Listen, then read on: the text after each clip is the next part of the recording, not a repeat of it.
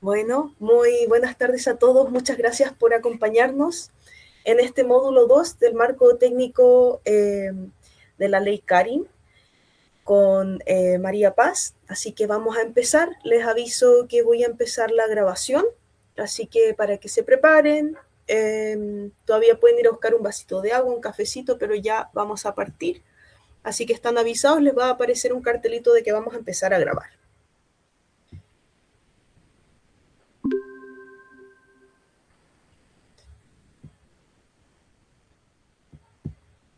Perfecto. ¿Cómo están todos? Muy buenas tardes. Gracias a todas y todos, ¿cierto? Quienes se conectaron y se dieron el tiempo y la disposición de participar de este taller. Mi nombre es María Paz Elwin, soy profesional de recursos humanos hace ya más de 10 años, siempre en el área laboral y siempre participando, ¿cierto?, en la gestión de tomas de decisiones en cuanto a la gestión de personas. Cuando digo siempre, ha sido incómodamente siempre, ¿ya? Teniendo la facultad para hacerlo dentro de mi rol, como no teniendo la facultad para hacerlo tampoco para mi rol. Así que ha sido una carrera bien incómoda, pero también bastante bonita, porque eso es lo que me ha permitido, ¿cierto?, hoy día poder estar hablándoles de este tema, que en lo personal me apasiona, creo que era muy necesario, pero que lamentablemente todavía, ¿cierto?, tienes ahí ciertos vacíos legales y ciertas cositas que dependen mucho de la organización, que lo vamos a ver en esta capacitación y que esa es la idea. Así que en honor al tiempo, ya quienes se conectaron, ¿cierto?, a las 7, vamos a empezar. La idea, ¿cierto?, de esta capacitación es apoyar a la Dani para poder abarcar todo el marco técnico y legal en cuanto a la ley Karin y sobre todo la gestión de recursos humanos. ¿Ya? ¿Por qué? ¿Y por qué lo hicimos de esta manera? Porque la ley Karin, chicos, ya la conoce casi todo el mundo, ¿cierto? Salió en las noticias, se actualizó el Código del Trabajo, nuestras empresas nos tienen que ya al menos haber capacitado por lo menos 2 veces ya con este tema. Entonces, la verdad es que la legislación, mucho nuevo que tengamos que saber, no hay, ¿vale? Su origen y su propósito, la ley Karin tiene también su nombre como Ley 21643, fue promulgada, ¿cierto?, en agosto del 2024, y lleva el nombre en honor a Karin Salgado, que como bien ya saben es una TENS que lamentablemente se quitó la vida de manera voluntaria en el hospital, producto de los distintos acosos y malos tratos que venía recibiendo hace ya bastante tiempo. La organización sabía de estos malos tratos, actuó, pero lamentablemente no fue lo suficientemente eficiente o competente para poder trabajar, y finalmente Karin Salgado, ¿cierto?, se quita la vida. ¿Por qué esto es tan importante? Porque hoy día hay una cifra de suicidio laboral no menor, en donde se comprueba, ¿cierto?, se demuestra que entre el 2018 hasta el 2024, APP, habían ya ocurrido aproximadamente 200 suicidios por causa laboral. Entonces, ¿qué pasa? No basta solamente con cumplir la legislación, sino con garantizar que la legislación funcione. Entonces, ¿para quiénes aplica la ley Karin? Para todos, ¿vale? Para todas las empresas, sin excepción de tamaño, que pasa muchas veces con ciertas legislaciones que comienzan a regir a partir de 15 colaboradores. Aquí no, es para todos sin excepción, y tampoco tiene discriminación por sector. Esto significa, ¿cierto?, que es tanto para el sector público como para el sector privado, y trabajadores que se desempeñan de manera dependiente, independiente, y funcionarios públicos además. Yo les comentaba, ¿cierto?, que la legislación a mí me apasionaba mucho y me tenía muy contenta porque era un tema muy relevante de tratar en las organizaciones hace muchos años. De hecho, en lo personal creo que esta legislación nace bastante tarde, pero además les decía que quedaron muchos vacíos legales que responsabilizan mucho a la organización. Y de hecho, así está por escrito, ¿vale? Esta legislación establece una responsabilidad ampliadora en donde todas estas empresas antes mencionadas, ya sea de una sola persona en particular, como 300 colaboradores o más, tienen que tener medidas preventivas, canales de denuncia y procedimientos de investigación. Es decir, estamos hablando ya de al menos 3 pilares que son los mínimos obligatorios para que una empresa esté en cumplimiento con la legislación. ¿Por qué mínimos obligatorios? Lo vamos a ver ahora. La ley Karin abarca 2 tipos de acoso, ¿vale? El acoso laboral, por una parte, que como ya les había explicado, ¿cierto?, Daniela, en el módulo 1, tiene que ver con conductas que lamentablemente deterioran al colaborador, tanto en su integridad física o psíquica, o denigran contra su dignidad. Si se fijan, yo ahí en la presentación les taché la palabra reiterado sistemática, porque con la ley Karin se modifica lo que nosotros veníamos entendiendo por concepto de acoso. Esto aplica tanto para el acoso laboral y para el otro tipo de acoso que lo vamos a ver más adelante, que es mucho más relevante y sensible aún que el acoso laboral. ¿Vale? Como les comentaba, parte de lo que se modifica tiene que ver con lo reiterado, lo sistemático y además con el dolo, ¿ya? Esta legislación también lo que hace es decir, ya no nos importa si la persona tuvo intención de dañar al otro, el punto es que lo dañó y eso no puede volver a pasar. Ese es como el speech, ¿cierto?, inicial de lo que busca esta modificación en el acoso. Ahora bien, ¿qué es lo que tienen que saber las organizaciones y los profesionales a cargo de la investigación? Es muy raro, porque no vamos a decir que nunca pase, pero es muy raro que un colaborador denuncie a la primera.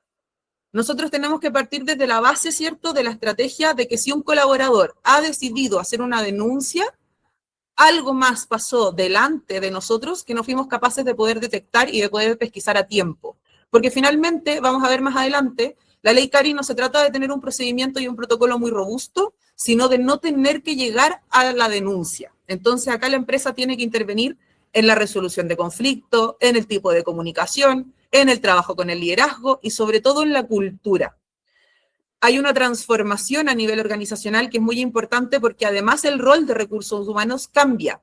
Ya no importa que recursos humanos tenga, ¿cierto?, en la cabeza cuántas licencias médicas se presentaron al mes. Acá lo que vale es que recursos humanos sepa por qué se están presentando tantas licencias médicas al mes.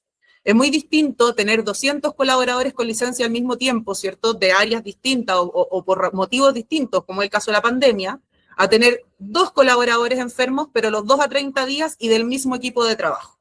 Eso para mí ya es una alerta.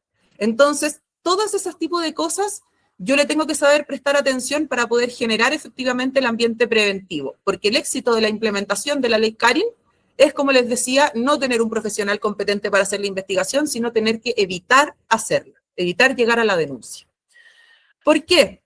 Porque cuando el acoso es sostenido o existe un conflicto latente que no se ha logrado resolver, el vínculo se deteriora. Y cuando el vínculo se deteriora, por mucho que nosotros tengamos el discurso, ¿cierto?, de que lo personal se queda en la casa y uno viene al trabajo a trabajar y hasta ahí nomás llegamos, ¿verdad? La verdad de las cosas es que cuando el vínculo se deteriora, así sea una relación profesional o laboral, a mí me impacta en el nivel personal y por lo tanto perjudica también mi desempeño, mi rendimiento y eventualmente mi productividad. Y esa baja en el desempeño no la paga el victimario, la paga la víctima. Entonces es muy importante que nuestros roles empiecen a ser efectivamente analíticos, porque si no podemos estar perjudicando a alguien que en realidad no es responsable de lo que le estaba pasando. ¿Ya? Entonces, recursos humanos cambia su rol, como les decía, ¿cierto? Deja de ser meramente administrativo y se empieza a involucrar, cuestiona, incomoda, dice que no. Recursos humanos hoy día se mete en la toma de decisiones y no solamente recursos humanos, sino que también se mete el área legal. Ya el área legal, junto con recursos humanos, son los principales exponentes de este comité investigador, además del empleador. ¿Y por qué siempre tiene que participar el empleador? Porque el empleador va a ser quien determine la sanción que le sugirió el investigador. Y esto es súper importante que quede claro, el investigador no decide la sanción, la decide el comité en conjunto en el cual tiene que participar el empleador. ¿Vale? Eso es súper importante, chicos, porque he visto empresas que dicen, no, el investigador es el psicólogo de recursos humanos, así que lo decide con su jefe directo. No, decide el empleador, porque si no, de lo contrario, puede transgredir la confidencialidad de quien está siendo investigado, tanto denunciante como denunciado, y eso pone a su organización después en riesgo de incumplimiento o de que le invaliden el proceso investigativo ante una eventual denuncia. Entonces, o demanda. Entonces, súper importante, el comité tiene que estar muy clarito y tiene que quedar también súper claro que los miembros del comité no tienen reportabilidad directa, ¿ya? ¿A qué me refiero con esto? Yo puedo ser psicóloga, tener una jefatura arriba, ¿cierto? La gerenta de área, por ejemplo, pero si a mí me pasan una investigación, mi jefatura deja de ser mi jefatura y yo solamente le reporto al gerente general lo que tiene que ver con la investigación, ¿ya? ¿Y por qué? Porque yo les decía que esta ley no solamente abarca el acoso y el maltrato laboral, sino que además abarca el acoso sexual. Y las agresiones sexuales, chicos, es una de las agresiones más graves que puede haber en una compañía. Porque ya dejamos de hablar solamente de ley Karin y empezamos a hablar de un delito en donde la empresa tiene la obligación de denunciar. ¿Qué pasa? el colaborador puede tener la denuncia laboral por ley Carin, pero además, si la empresa no se comporta a la altura de hecho, puede exponerse a una demanda penal por el delito, ¿cierto?, de acoso laboral propiamente tal, como civil, como una indemnización por daños y perjuicios. Entonces estamos hablando de algo, ¿cierto?, que es mucho más sensible. Y yo les comentaba también hace un ratito que la ineficiencia del proceso en cuanto a la prevención, ¿cierto?, de la ley Carin y a la gestión de la ley Carin, fue uno de los procesos bases que permitió que el fallo, ahora el 2026, en cuanto al caso de Karin Salgado, diera a favor de Karin Salgado. Porque hubo una negligencia. Se supo el caso, no sé si se hizo la investigación o no, supongamos que se hizo, se cerró cuando se hizo y los acosos siguieron. Entonces no hubo un cambio de cultura. Se trabajó el hecho en específico, pero no hubo una mejoría ni una solución al respecto. ¿Y por qué les comento esto que es tan importante? Porque lamentablemente muchos de los motivos de suicidio son por acoso o abuso sexual. Y muchos de ellos nos enteramos mucho después de que realmente pasaron. Entonces, mucho ojo con las insinuaciones, con las proposiciones sexuales, con los comentarios en reunión que de repente salen que uno lo tira como talla, ¿cierto? Con la mejor intención para reírnos un rato, pero que puede ser desubicada o tener alertas de otro tipo, comentarios sexistas también. Recursos humanos y el área legal y todos los líderes que participen en la creación de esta cultura tienen que frenar esos comportamientos, porque entre broma y broma, la verdad dicen por ahí que asoma. Entonces, como les decía, el caso de acoso y abuso o violencia sexual es uno de los casos más graves. Por lo tanto, es muy importante que la empresa sea competente. Entonces, yo les decía, cuando recién partimos, ¿cierto? Existe un mínimo de cumplimiento, pero ese mínimo de cumplimiento no garantiza que yo como organización esté siendo eficiente en la implementación. ¿Por qué? Porque yo les comentaba, ¿cierto?, que había que tener una cultura de prevención para poder trabajar, que el éxito estaba en ser esa empresa que recibe 0% denuncia. ¿Y por qué aquí estaba el éxito de la organización? Porque nosotros, chicos, como recursos humanos, quedamos expuestos con la ley Carin. Ustedes se estarán preguntando por qué. Porque resulta que nosotros tenemos evaluaciones de desempeño en donde dedicamos una dimensión completa a medir el liderazgo.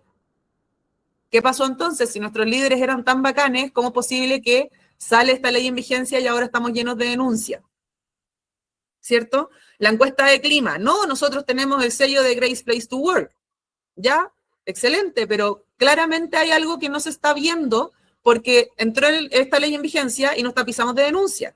Entonces, nuestros procesos quedaron en evidencia que no estaban arrojando los resultados que nosotros efectivamente necesitábamos ver para poder trabajar. Yo les decía, ¿cierto? Hay muchos jefes por ahí o profesionales de recursos humanos que trabajan una planilla de KPI, ¿cierto? O de análisis de datos de recursos humanos, en donde miden ausentismo, rotación, y así un sinfín, ¿cierto? Horas extra, y así un sinfín de otros datos, y sin embargo las horas extra la tienen solo para calcular remuneración. Y no se han dado cuenta que las horas extras son una sintomatología de sobrecarga laboral. No es normal que un colaborador haga horas extra, por mucho que las organizaciones lo hayan normalizado durante años. Asimismo pasa con el derecho a la desconexión. Nosotros en el Código del Trabajo tenemos un derecho a la desconexión que dice, ¿cierto?, que todas las empresas tienen que tienen que tener un derecho a la desconexión de por lo menos 12 horas. Y sin embargo, ahí tenemos al jefe mandando correo a las 10:30 de la noche, mandando el WhatsApp a las 9 de la noche, y piensa que porque parte con un, oye, disculpa la hora, está salvado. Pero la verdad, chicos, es que eso hoy día está tipificado como una conducta de acoso laboral. Entonces, a mí me ha pasado que de repente estamos en reunión, ¿cierto? Decimos, mira, tenemos que establecer el código de desconexión, o sea, el derecho a la desconexión. Yo propongo que sea de X hora hasta X hora, en base, ¿cierto?, a la cultura organizacional, nuestros horarios de trabajo, cuándo podemos estar todos en línea, etcétera, etcétera. Y alguien me dice, no estoy de acuerdo. Es que no se trata de estar de acuerdo o no. Porque cuando algo está tipificado en el Código del Trabajo, si nosotros no lo hacemos y el colaborador nos demanda, nosotros vamos a perder. Y les aseguro que va a salir mucha más cara la demanda, porque va a ser vulneración de derechos fundamentales, no un 30% de recargo por despido injustificado, que respetar el horario de desconexión y dejar programado el correo para que salga mañana a las 8 de la mañana y no ahora a las 10:30. Entonces, esas pequeñas conductas son las que generan la diferencia inmediata en una organización, porque basta, chicos, con que una sola persona se queje de que, oye, mi jefe me está mandando correo a las 10:30 de la noche, para que en su organización eso sea un agente de riesgo. Porque en teoría no debiese pasar. Entonces, claro, de repente decimos, no, es que las generaciones de ahora, generaciones de cristal. No, es que a las generaciones de ahora uno no les puede decir nada, les falta criterio. No, es que la gente de ahora quiere trabajar en la casa, son unos flojos porque desde la casa no hacen nada. Chicos, esos prejuicios se miden. Si usted quiere decir que el teletrabajo no sirve porque la gente no trabaja, tiene que ir detrásito con el papelito que demuestra que su gente no trabaja en teletrabajo. Porque de lo contrario es un prejuicio. Y el prejuicio es discriminatorio. Y la discriminación también es una forma de acoso. Entonces, todas esas cosas se trabajan. Por darles un ejemplo, yo tenía una colaboradora que un mes me reclamó porque había una diferencia en el pago de unas horas extra. Y ya, ella tiene derecho a cobrar su tiempo trabajado, ¿cierto? Así que yo dije, ok, perfecto, voy a calcular la diferencia, te comento para depositarte el restante. Y la diferencia, se los juro por Dios, que era de 815 pesos. Y cuando le dije, me dijo, sí, de 815 pesos la hora de tal fecha y de 1.500 la hora de tal otra. Ella sabía perfectamente el que era lo que se debía y aún así estaba haciendo el reclamo. Uno que viene de estas generaciones antiguas, ¿cierto? O millennial, como le quieren llamar algunos, y más mayores todavía, diría, pero ¿cómo reclamáis por 812 pesos? Y en realidad ella tiene toda la razón del mundo porque la empresa no tiene por qué regalarle ni siquiera 100 pesos. Es su trabajo y su trabajo vale y está en todo su derecho. Pero para mí, ¿cierto? Que no estoy acostumbrada, es como, hoy la niñita exagerada, pero cómo le da tanto color, que es conflictiva, que es problemática. Entonces, no. Para yo poder evitar ese tipo de cosas, tengo que tener una cultura de respeto en donde logro entender, ¿cierto? Estas matrices. ¿Cómo logro esa cultura? Disculpen. ¿Cómo logro esa cultura? Primero tengo que comprometer a los líderes. Yo puedo tener una hoja preciosa con cuál es nuestra misión, cuáles son nuestros valores, cuál es nuestra política de ley Karin, cuáles son las conductas que permitimos y que no, pero si tengo a los jefes dando un mensaje totalmente contradictorio, que siguen, ¿cierto?, en contra de las reglas y que son el ejemplo póstumo de lo que no se hace, yo no voy a tener una cultura de respeto por mucho que la promueva. Entonces, lo primero es siempre trabajar con los líderes en la construcción de la política. Porque además, chicos, muy importante, para trabajar cultura hay que conocer a la organización. Muchas veces me ha pasado que llegan algunos consultores y me dicen, no, es que mira, yo creo que tu organización está mal porque es demasiado informal. Ya, pero sí, efectivamente es informal, pero entiende el contexto de la informalidad. Les voy a hablar en mi caso, son colaboradores que no tienen educación superior, no se formaron en un entorno profesional, no vienen de oficina, trabajan en el cerro, ¿vale? Porque yo vengo de la minería. Son además profesionales que duermen juntos, se duchan juntos, comen juntos, pasan todo el turno juntos. Y dependiendo del turno, son los días de ese vínculo, que pueden ser 7, 14, 5x2, 4x3, etcétera, etcétera. Entonces, sí, su trato es mucho más de camaradería que de organización. Si tú lo llevas a la oficina, se va a sentir un bicho raro, porque no es la cultura con la que él se forma y no es tampoco el nivel de camaradería que se forma con el compañero. Entonces, esa organización, tú no le puedes pedir dentro de tus normas de cultura, ¿cierto? Normas de conducta, que trata a la gente de caballero o de don o de usted o de señorita, porque lo más probable es que no lo haga, y no porque no quiera, sino porque no forma parte de su identidad. Entonces, muy importante, para trabajar cultura, yo tengo que conocer primero a mi organización. Cómo se comportan, cómo trabajan, qué se permite, qué es lo que molesta hoy día, cuál es el diagnóstico, qué es lo que se dice, dónde tengo más quejas, quiénes son las personas más ausentes, quiénes son los que vienen, los que están comprometidos, ¿cierto? Etcétera, etcétera. Entonces, todo eso, ¿cierto? Como les decía, me va a permitir a mí poder implementar las bases para poder empezar a trabajar esa conducta. Además del liderazgo, tengo que tener los canales de denuncia. Acá, súper importante, porque mucha gente me dice como, oye, en mi empresa no hay canal de denuncia porque dicen que todas las denuncias por protocolo la van a derivar a la inspección del trabajo. No, toda empresa tiene que tener su canal de denuncia y el trabajador es quien decide si hace la denuncia por un canal interno de la organización o ante la inspección del trabajo. Eso es decisión del colaborador, no es decisión de la empresa. La empresa siempre tiene que tener un canal de denuncia. Y acá también, para el colaborador, ¿cierto? Me ha pasado que muchas veces dicen, yo no me atrevo a hacer la denuncia por el canal de denuncia por el temor a la represalia. Lo vamos a ver más adelante. El temor a la represalia es uno de los derechos fundamentales del protocolo de la ley Karin. Y lo tiene que tener en su reglamento interno como en el protocolo. Eso primero. Segundo, el comité investigador tiene que estar súper clarito también en su protocolo. No el nombre, pero sí el rol. ¿Quiénes van a ser parte de este comité? Un profesional de recursos humanos que desempeña el cargo de X, ¿cierto? Y que tenga las siguientes condiciones para poder desempeñarse efectivamente como investigador. Un profesional del área legal, también, ¿cierto? Lo mismo. Y el empleador. Eso tiene que quedar también súper clarito porque recuerden que además, lo vamos a ver más adelante, dentro de los principios rectores está la imparcialidad. Entonces, también súper importante que el colaborador sepa quiénes forman parte de este comité, no solamente para poder garantizar la imparcialidad, sino para que usted, si es que define que como investigador no es lo suficientemente competente para hacerse cargo de esa investigación en particular, también pueda dar un paso al costado.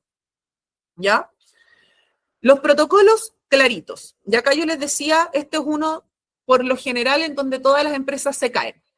¿Por qué? Porque la mayoría de las empresas hace el protocolo que les da el organismo administrador de prevención, ¿cierto? Que es Mutual o LAH, que está perfecto, y además lo ponen en el reglamento interno, que también está perfecto. Pero se les olvida que para poder generar una cultura yo tengo que promover conducta. Por lo tanto, tengo que tener además un procedimiento, que es el específico, propio y confidencial del área, en donde yo digo cuáles son los documentos que vamos a ocupar, cuál es el formato de ese documento, a qué carpeta me tengo que dirigir para hacer ese documento, cuáles van a ser las bases del investigador, cómo el investigador o cómo la empresa va a garantizar, ¿cierto?, que sea imparcial. Todo eso va en el procedimiento, ¿vale? Porque recuerde que el protocolo usted lo difunde, entonces el protocolo no puede tener información confidencial. Y además de eso, una política. La política es una hoja de una plana con ojalá no más de 10 normas de convivencia. María Paz, ¿de dónde saco esas normas de convivencia? Del comportamiento de tu misma organización y algunas otras del Código del Trabajo. Por ejemplo, en esta empresa está estrictamente prohibido hacer comentarios discriminatorios en cuanto a las preferencias políticas, razas, etnia, religión, etcétera, etcétera, etcétera, de nuestros colaboradores. En esta empresa respetamos la diversidad y la inclusión de nuestras personas con discapacidad, etcétera, etcétera, etcétera. En esta empresa tenemos un derecho a la desconexión que se ejerce de X hora hasta X hora, etcétera, etcétera, etcétera. Y esa política, usted además de tenerla impresa y enmarcadita, ¿cierto?, bonita, preciosa en su organización, la reparte en la inducción de todo nuevo colaborador, además de incluirla en la capacitación obligatoria que usted tiene que hacer cada 6 meses, porque de esa manera se asegura que la gente tenga las reglas claras. Esto se puede hacer, esto no. Por ejemplo, el mismo entorno de trabajo, ¿cierto?, que hablábamos un ratito sobre la camaradería, ¿verdad?, y tener un trato más informal. Yo tuve que trabajar efectivamente una política de ley Karin en un entorno así, y la mejor manera que tuvimos de poder hacerlo fue decir, hey, está permitido, ¿cierto?, el trato, la broma entre compañeros, el trato de camaradería, siempre y cuando el contexto laboral y el consentimiento así lo permitan, ¿ya? ¿Qué significa eso?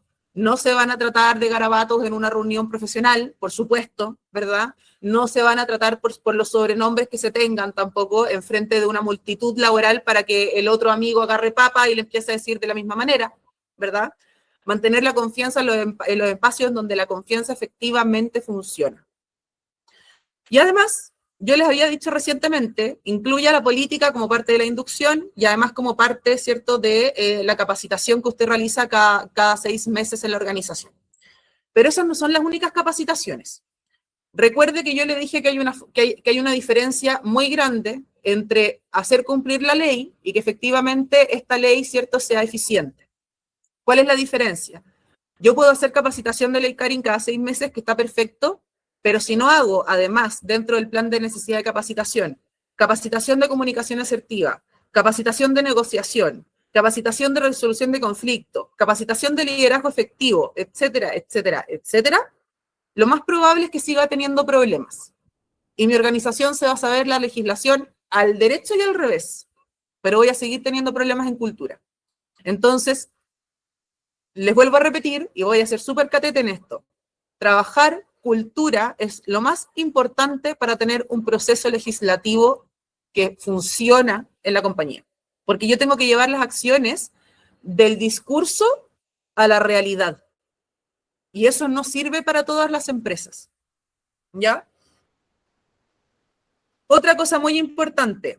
Algunos colaboradores dicen, María Paz, ¿sabéis que a mí no me gusta denunciar por el canal de denuncia porque en mi empresa uno tira la denuncia y no pasa nunca nada? Eso no puede pasar, ¿ya?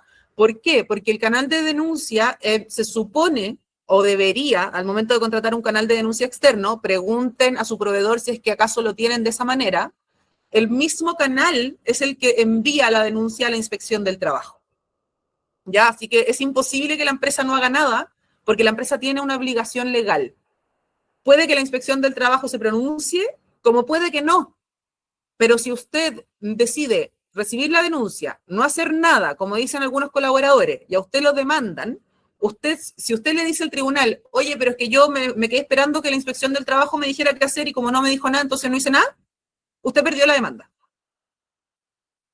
Porque al tribunal lo que le importa es que la empresa actúe. Y no va a esperar a que la inspección del trabajo lo haga y tampoco va a decir como, bueno, sí, en realidad, pucha, es culpa de la inspección del trabajo. No, la empresa tiene la obligación de actuar. ¿Y por qué les menciono esto? Porque hace un ratito les decía, ¿cierto?, que existen dos maneras de hacer la denuncia, a través de los canales de denuncia internos, como a través de la inspección del trabajo. La inspección del trabajo tiene 2 días para pronunciarse a la empresa, informarle que ha recibido una denuncia y exigirle que haga las medidas cautelares o las medidas de resguardo pertinentes. Y la empresa tiene que emitir estas medidas de resguardo, ¿cierto?, las cuales tienen que ser de forma temporal, informadas y quedar por escritas en la investigación. ¿Qué es lo que pasa? Que muchas veces la inspección del trabajo, chicos, no da abasto para cumplir los plazos. Entonces, si yo me quedo esperando a que la inspección del trabajo se meta, se involucre, se pronuncie, puede pasar el mes completo y yo no hice la investigación. Entonces, mi sugerencia es que ojalá siempre tenga alguna entidad interna, puede ser los profesionales de la misma compañía, como puede ser una consultora externa, eso lo determina usted, pero siempre tenga la manera interna de poder hacerse cargo si es que la inspección no se pronuncie. Porque le vuelvo a insistir, ante una demanda, lo primero que le van a preguntar es ¿por qué usted no hizo nada? Y si usted dice que la inspección no me respondió, perdió. Porque es su obligación, no de la inspección del trabajo. Y, como les decía, ¿cierto?, una cultura de respeto. ¿Cuál es el rol de recursos humanos? ¿Cierto? Que ya habíamos comentado, pero que ahora vamos a entrar en profundidad. Yo les decía que el rol de recursos humanos se había transformado, ¿vale?, con la entrada en vigencia de esta legislación, porque ya no importa que recursos humanos mueva datos, pague nóminas, celebre cumpleaños y seleccione gente. Ahora recursos humanos participa en la toma de decisiones porque recursos humanos es el experto en la gestión de personas. ¿Y cómo participa? Tiene que ser un mediador activo. Mediador entre el bienestar del colaborador, porque es su trabajo y su obligación proteger al colaborador, está dentro de los derechos fundamentales del mismo, y además hacer su pega, que es representar a la empresa cuidando los recursos, la productividad, el impacto y la sostenibilidad de la misma. Entonces, el profesional de recursos humanos tiene que saber negociar, ya tiene que tener esa capacidad de mediador. ¿Por qué? Porque dentro de los pasos que yo les decía, ¿cierto?, para evitar una denuncia, está la resolución de conflicto. Y muchas veces esa resolución de conflicto se le pide a recursos humanos. Se le va a acercar un colaborador y le va a decir, mira, tengo este problema con Juanito Pérez, porque no sé qué, porque aquí, porque patatín, porque patatán, porque aquí, porque allá. ¿Ok? ¿Conversaste con tu jefe? No, no he conversado con mi jefe porque mi jefe se lleva demasiado bien con él, entonces me da miedo que si le digo algo, la agarre contra mía. Chuta, ya, déjame ver cómo lo hago. Intervengo. ¿Cómo intervengo? Empiezo a observar primero. Quiero ver qué pasa, le digo, oye, en algunos correos donde tú consideres que es pertinente copiar recursos humanos, cópiame. Si yo veo, ¿cierto?, que el jefe efectivamente está haciendo alguna conducta que intervenga en favoritismo, converso con el jefe. ya le ofrezco ser mediadora, le digo, mira, esto, llevamos meses hablando de esto, veo que la situación no mejora, ¿te gustaría que yo interviniera en una reunión contigo y con él para ver qué podemos arreglar en conjunto? Lo más probable es que el colaborador le diga que sí, porque el colaborador no quiere denunciar y tampoco quiere perder su pega. ¿Por qué? Porque muchos colaboradores piensan que si denuncian, con el tiempo los van a desvincular. Y como lamentablemente esto no está de manera explícita en la ley Karin, efectivamente sí, pueden desvincularlo. Entonces, el colaborador que denuncia es porque no le quedó de otra, ¿vale? Y eso es súper importante entenderlo también de esa manera, porque la idea es que cuando usted le levanten el conflicto, usted no diga como, ah, ya filo, problema de ello. Intervenga, converse con el líder, tenga la reunión. Si tiene la reunión de mediación, tenga un acta de registro. En esta reunión nos juntamos Juanito Pérez, ¿cierto? Perico, yo como recursos humanos, y llegaba por los motivos de XXXX, en donde acordamos lo siguiente, para poder llegar a la resolución de conflicto. Un pauteo de todo lo que se acordó y las firmas de ambas partes. Y a raíz de eso va escalando, ¿vale? ¿Por qué les menciono esto? Porque dentro del rol de recursos humanos, parte de las acciones inmediatas empiezan en este protocolo al momento de recibir la denuncia. Pero yo les decía, ¿verdad?, que el éxito de la legislación está realmente en ser preventivo y en ojalá no tener que recibir ninguna denuncia. Entonces, las medidas de resguardo no son solo por si a mí me llega una denuncia. Usted puede proponer como recursos humanos o área legal, ¿cierto?, quien sea el encargado, quien tenga el rol, ¿verdad?, de recibir la denuncia o de ser notificado al respecto,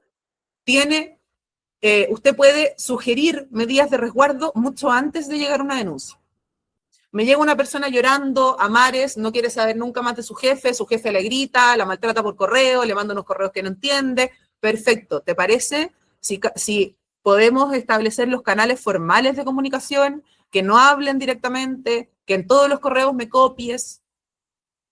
No, es que sabes que yo no lo quiero ver porque lo veo, me patea la guata, no quiero estar cerca de él, etcétera, etcétera, tengo crisis de pánico. Ok, perfecto, ¿te parece? Si quizás como nosotros trabajamos en, no sé, teletrabajo híbrido, tú haces teletrabajo cuando él venga presencial y él toma teletrabajo cuando tú vengas presencial. Las medidas de resguardo, muchachos, también tienen que ser acordes a la cultura.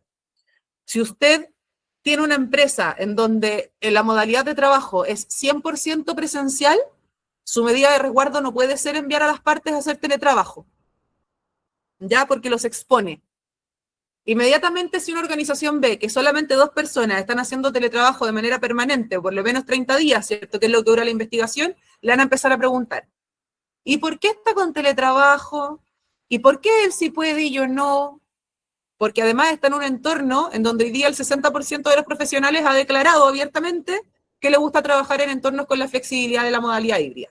Entonces, si usted está en un entorno presencial y los manda a teletrabajar, está exponiendo al denunciante y al denunciado porque o va a tener que mentir, que la mentira tiene patas cortas, ¿cierto? Tarde o temprano se sabe, o va a tener que decir que está en un proceso de investigación, y eso transgrede la confidencialidad, que es uno de los principios rectores más importantes de la ley Karin. Entonces, sus medidas de resguardo tienen que estar asociadas o tienen que ser viables para la realidad de su organización.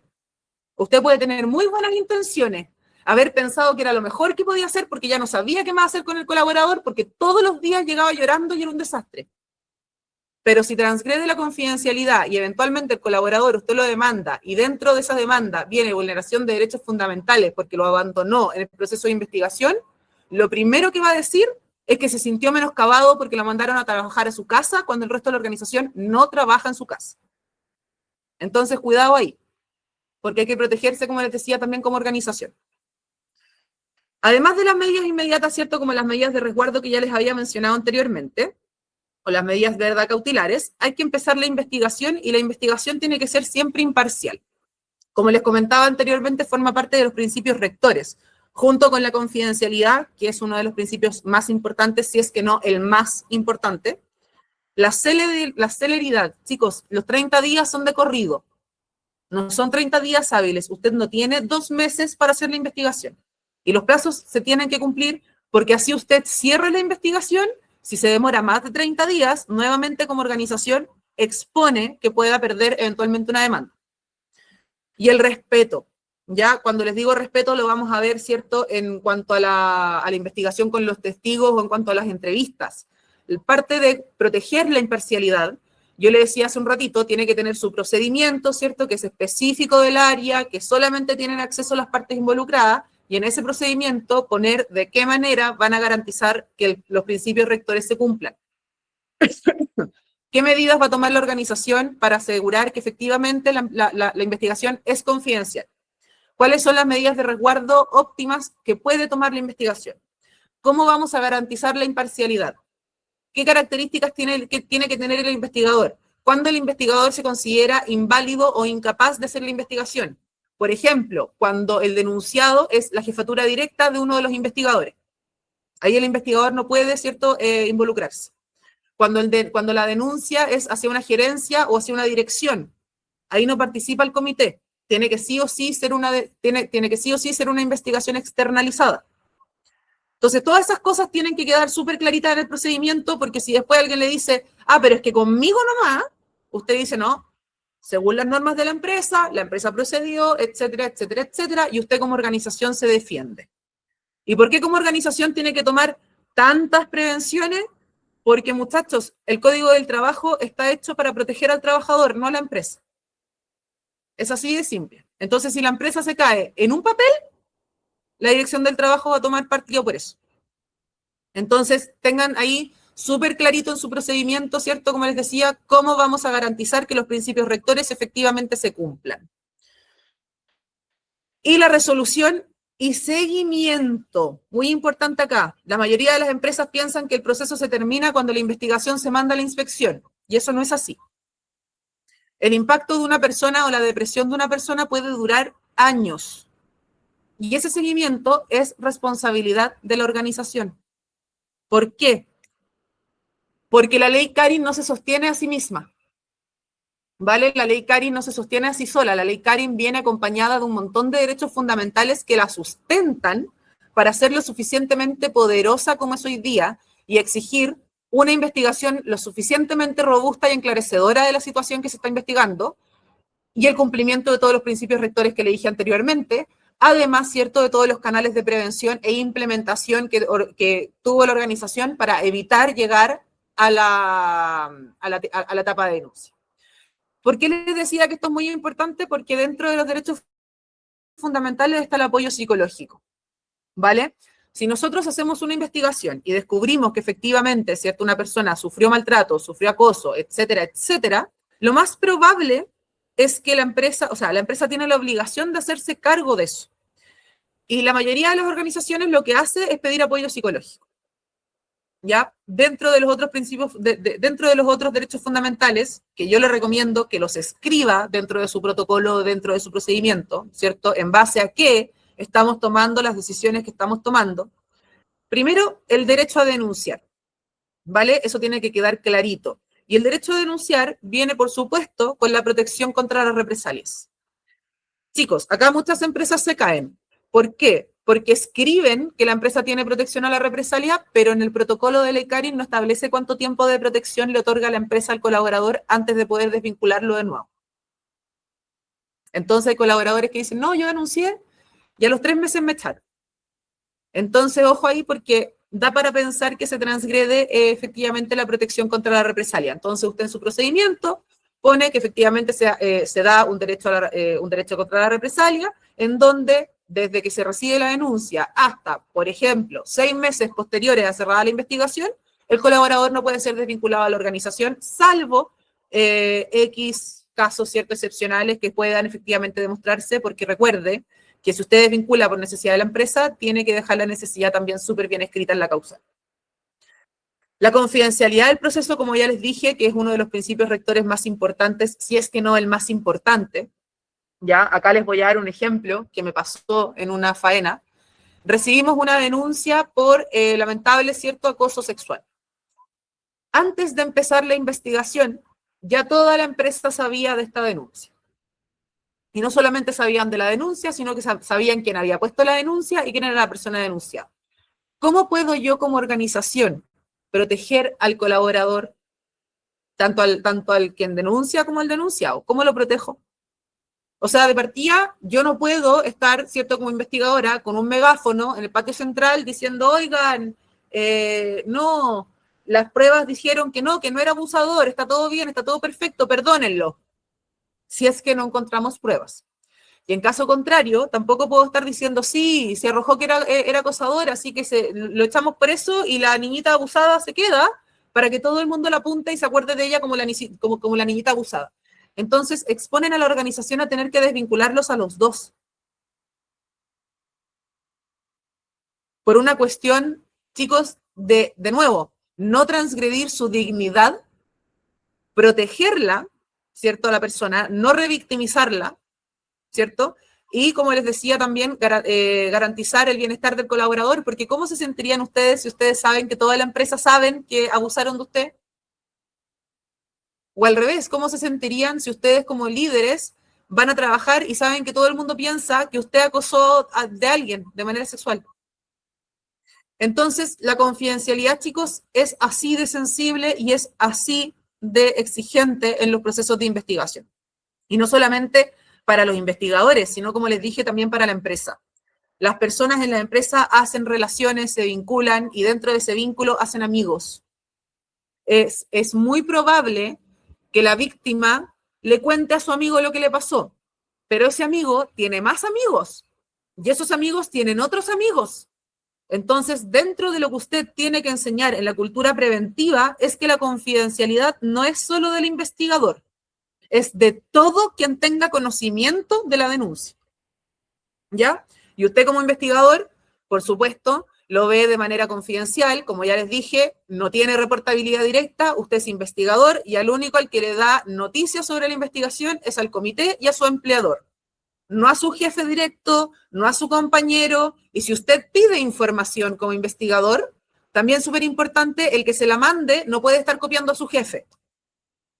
Es así de estricta la confidencialidad, chicos, porque la ley Carin, el procedimiento de la ley Carin o el proceso de investigación no es un trabajo de área, es un trabajo de un comité específico. Y a ese comité no entra nadie más que no sea del comité. El derecho a ser escuchado, ya que eso también lo vamos a ver más adelante, yo les decía que uno tiene que asegurar la imparcialidad y una de esas garantías es que el formato de investigación garantice que se hizo la misma pregunta al denunciado, al denunciante y a los testigos. ¿Ya? Yo no puedo preguntarle algo al denunciante y después preguntarle algo distinto al testigo, porque me expongo a que me acusen de haber hecho las cosas de manera intencional.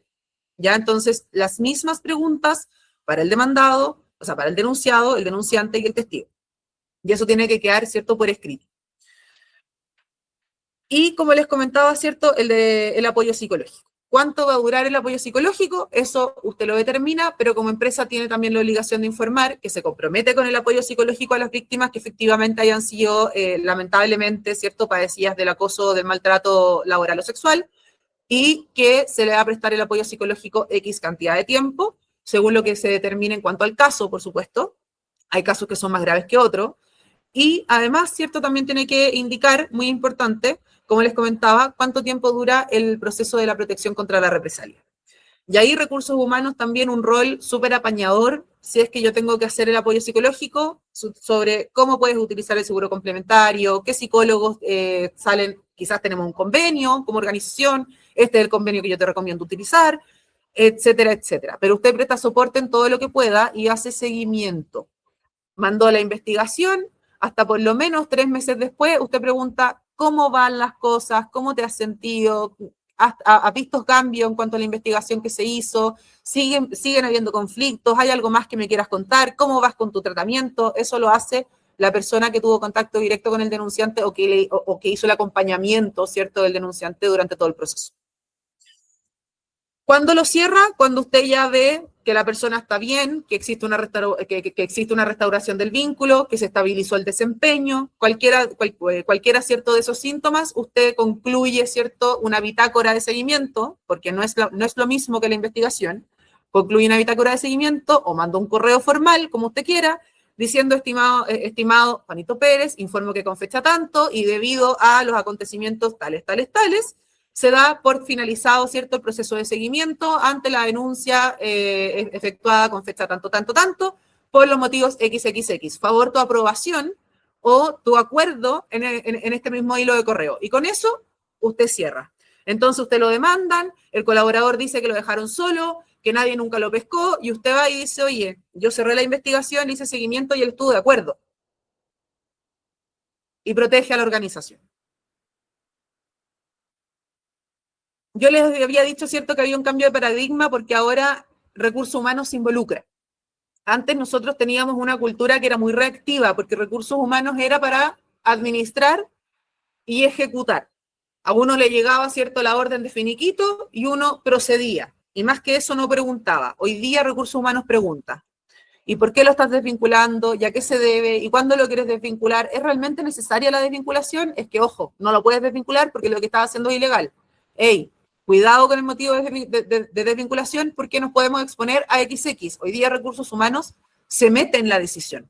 Entonces tiene un enfoque mucho más preventivo. ¿Por qué es preventivo? El ejemplo que les daba antes, ¿cierto? Dentro de los KPI tenemos que 2 personas han estado con licencia médica, las 2 a tiempo sostenido más de 30 días y resulta que las 2 tienen el mismo jefe. Chuta, voy a ir a preguntar qué pasa. A lo mejor hay algo que yo no estoy viendo. Llamo a los colaboradores. Hola, disculpa que te moleste en tu licencia, lo que pasa es que quería saber cómo estás, necesitas algún apoyo de la organización, te puedo apoyar con el seguro complementario, hago como que no quiere la cosa, ¿cierto? Pero averiguo, porque tengo una sintomatología de alerta que tengo que asegurarme de que efectivamente no sea una sintomatología de algún maltrato o de algún mal liderazgo que yo no estoy viendo.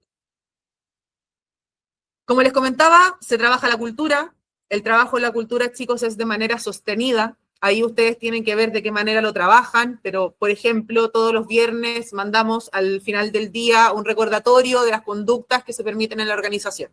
O todo el día o cada 15 días hacemos una capacitación sobre algún tema de habilidades blandas.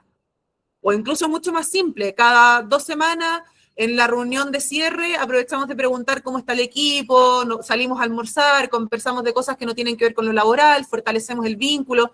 Todas esas cositas a usted como organización le sirven para respaldar el compromiso con el cumplimiento de la legislación. ¿Vale? El cambio cultural, por supuesto, chicos, no es instantáneo. Por eso yo les decía que se tiene que trabajar todos los días. Todos los días. No puede pasar que una persona llegue, mande correo a las 10:30 de la noche y nosotros digamos ya, pero no importa. Viene llegando. Cuando cumpla los 6 meses le decimos, no. Él llega, manda un correo a las 10:30 de la noche y yo inmediatamente le respondo, estimado, le comunico que de acuerdo a nuestras políticas de derecho a la desconexión, el correo debe ser enviado entre XXX. Esto no corresponde, por favor que no se repita, evítese una posterior amonestación. ¿Ya? ¿Cómo construimos una cultura preventiva más allá de todo lo que ya habíamos conversado, ¿cierto? La capacitación permanente. Yo les decía, la capacitación permanente no es solamente en base a la ley Karin, no es solamente cumplir cada 6 meses con la capacitación legislativa, sino ser constante. Habilidades blandas, liderazgo, comunicación asertiva, resolución de conflictos, y no necesariamente, chicos, a través de un OTEC. Puede ser la misma organización, algún compañero de trabajo que el jefe quiera reconocer por sus habilidades de liderazgo, que él mismo nos cuente, ¿cierto?, cómo lo hace o por qué cree que se ganó ese premio. Promuevo también ahí un poco el reconocimiento interno, que es muy importante, ¿vale? La comunicación abierta. Chicos, muchas empresas tienen política de puertas abiertas, pero se les ve 24/7 con la puerta cerrada. Entonces, la comunicación abierta, esto obviamente es un simbolismo, lo de la puerta abierta, pero la comunicación se refiere a eso. Las personas tienen que sentirse lo suficientemente seguras para decir que no, ¿vale? Y esa también es una de las transformaciones culturales bien potentes que ha tenido la empresa, porque anteriormente los jefes no permitían que se les cuestionara. Sin embargo, hoy día los líderes tienen que aceptar el cuestionamiento como parte de su propio desarrollo. ¿Ya? Porque uno no es experto en nada, porque hasta lo que creemos saber, de repente un día cambia. Entonces uno nunca es experto en nada, siempre tiene que cuestionarlo todo, y si uno no es capaz de cuestionarse a sí mismo, va a llegar otro que lo va a hacer. Y si usted es de estas personas a la que quiere que le digan a todo que bueno y que no le cuestionen nada, probablemente en esta nueva forma de ver la cultura laboral, no va a poder seguir siendo jefe. ¿Ya? Porque tiene que haber una comunicación abierta, una evaluación continua, Cuando hablo de evaluación continua, chicos, la encuesta de clima se hace una vez al año, pero esa no es su única forma de medir clima. Usted tiene otros termómetros de clima que se hacen una vez a la semana, ciertos programas de puntos también que de repente se hacen por ciertos reconocimientos, promover actividades fuera de la empresa, actividades recreativas, hagamos alguna, no sé, algún campeonato de fútbol con los compañeros de la empresa, o vamos a contratar a un profesor para que venga todos los viernes a hacer clases de Zumba, ¿cierto? Toda esa evaluación, todos ese tipo de cosas a usted le permiten evaluar el clima. Por ejemplo, hay una actividad que hacen mucho las empresas, que es el día de venir en pijama. Es una celebración gringa que se hace. En Chile algunas empresas, algunas poquitas empresas lo hacen. Y la mayoría piensa que se hace para que los colaboradores vayan relajados y tengan un día como muy soft en la empresa. Pero para nosotros como recursos humanos, ese tipo de actividades nos permite saber quién está alineado con la cultura de la empresa, quién está en contra de la cultura de la empresa, quién promueve que el equipo participe de las iniciativas de la empresa, quién es desertor de que su equipo participe, etcétera, etcétera. Entonces, hay ciertas actividades, ¿cierto?, que me van a permitir evaluar el clima más allá de la encuesta de clima propiamente tal.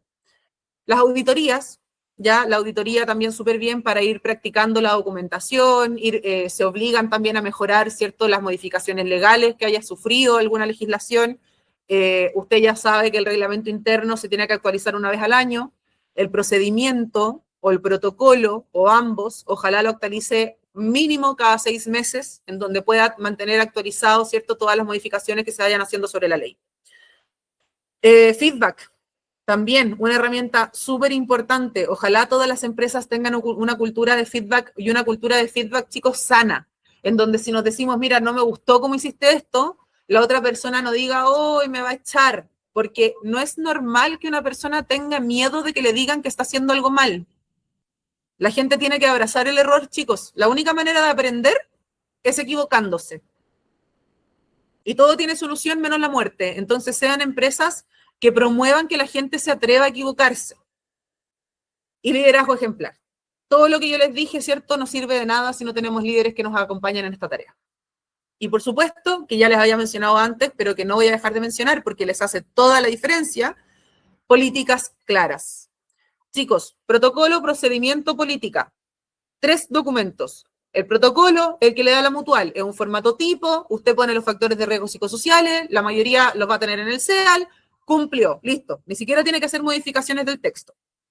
Procedimiento, ese es particular de las áreas involucradas o de comité de investigación. Ahí usted pone el formato, cómo va a garantizar que los principios rectores se cumplan, quién va a formar parte, ¿cierto?, del comité investigador, etcétera, etcétera, etcétera.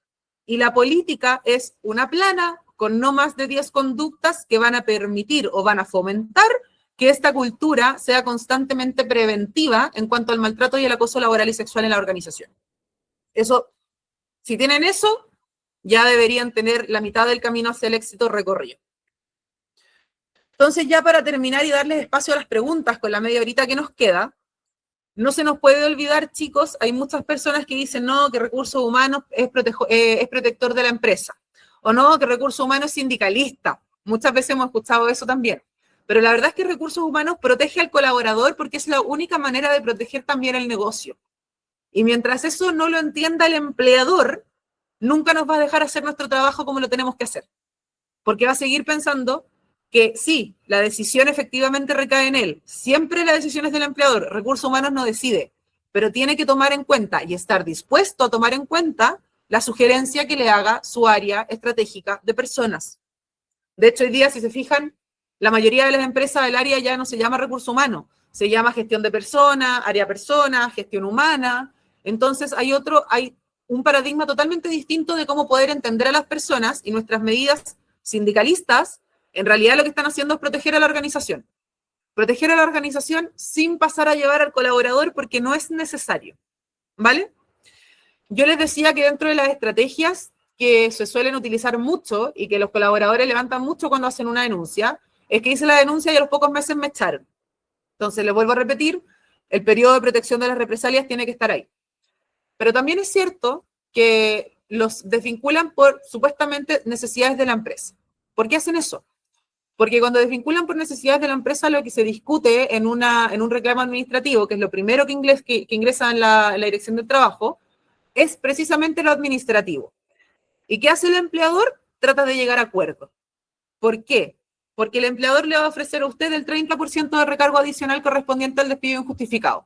Pero si usted dice, es que yo no estoy reclamando que mi despido sea injustificado, yo estoy reclamando que ustedes dañaron mis derechos fundamentales porque yo hice un reclamo por X concepto, resulta que pudieron comprobar que lo que yo estaba diciendo era cierto, la denuncia era contra mi jefe, me echaron a mí, no echaron a mi jefe, entonces, chuta, mi denuncia no es por despido injustificado, es por vulneración de derechos fundamentales.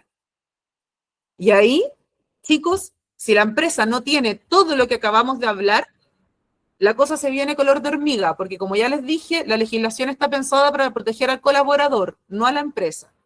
Por lo tanto, el principio de realidad va a primar lo que diga el colaborador si es que la empresa no tiene cómo demostrar lo contrario. Entonces, cuando uno dice, no le hagas eso al trabajador, no es porque esté pensando precisamente en él, es porque está pensando en él en base a los riesgos que puedes tener como compañía. ¿Por qué? Porque tú como compañía no tienes ninguna necesidad de pasar a llevar al colaborador para ser productiva.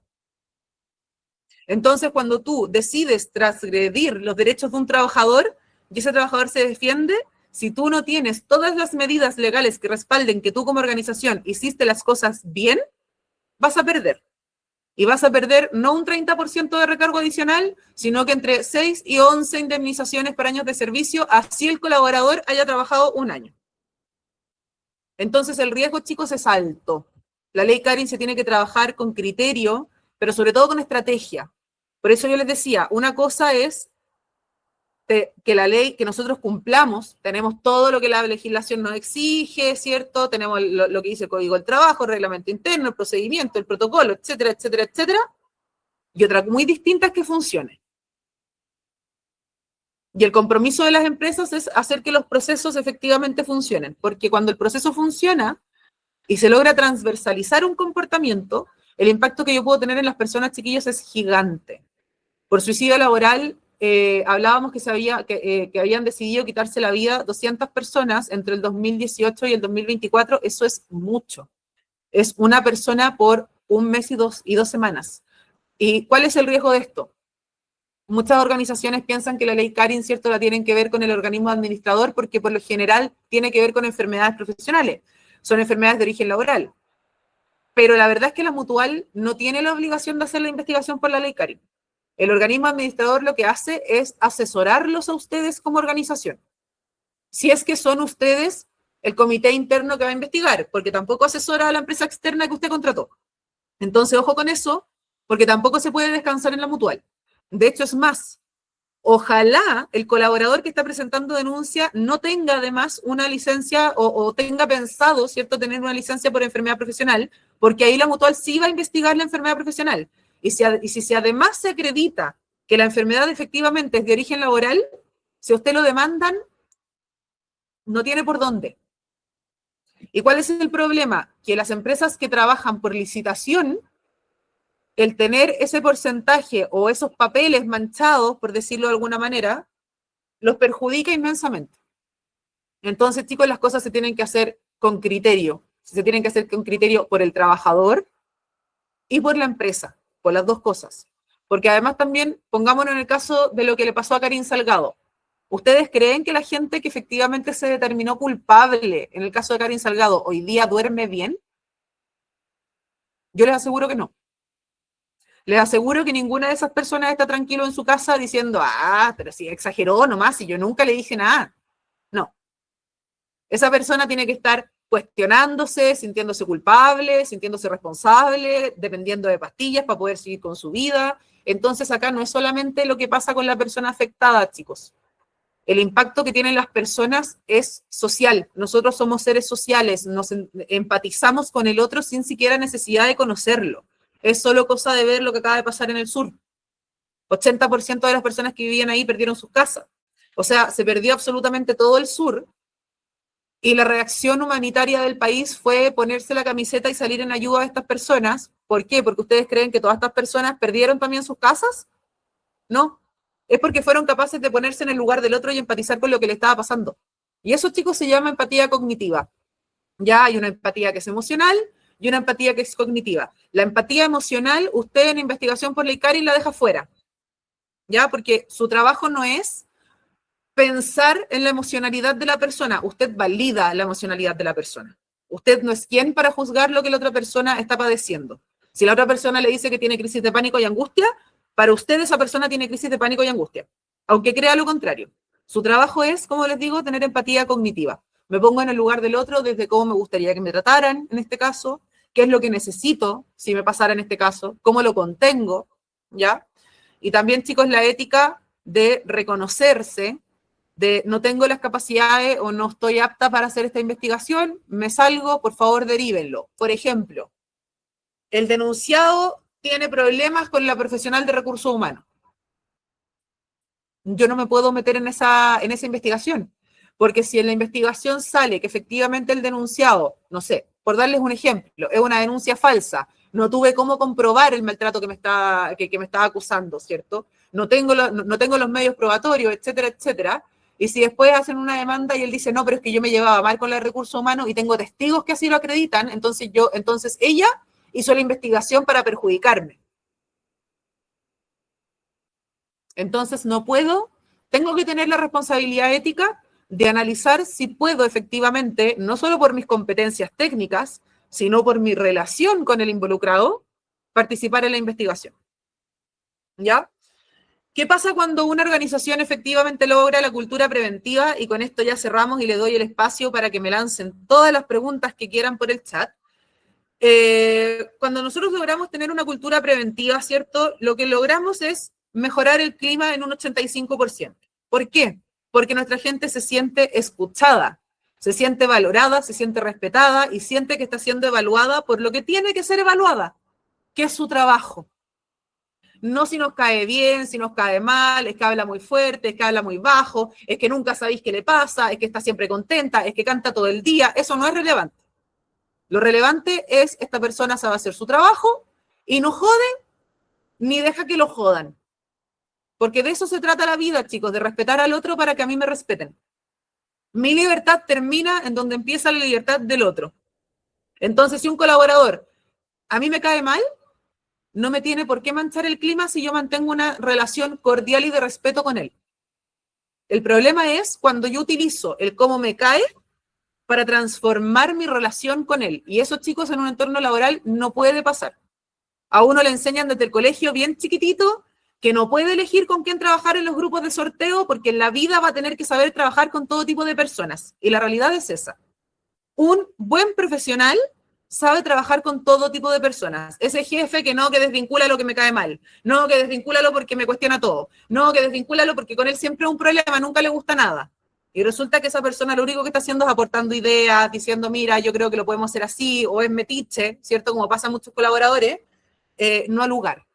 ¿Ya? Hoy día ese lo saco porque porque no me gusta, hoy día no al lugar. Ya hoy día tenemos que evaluar a las personas por el resultado porque la exposición a la que estamos como organización es mucha. ¿Vale? Lo mismo. ¿Cómo les voy a enseñar el acoso a mis colaboradores en base a la cultura?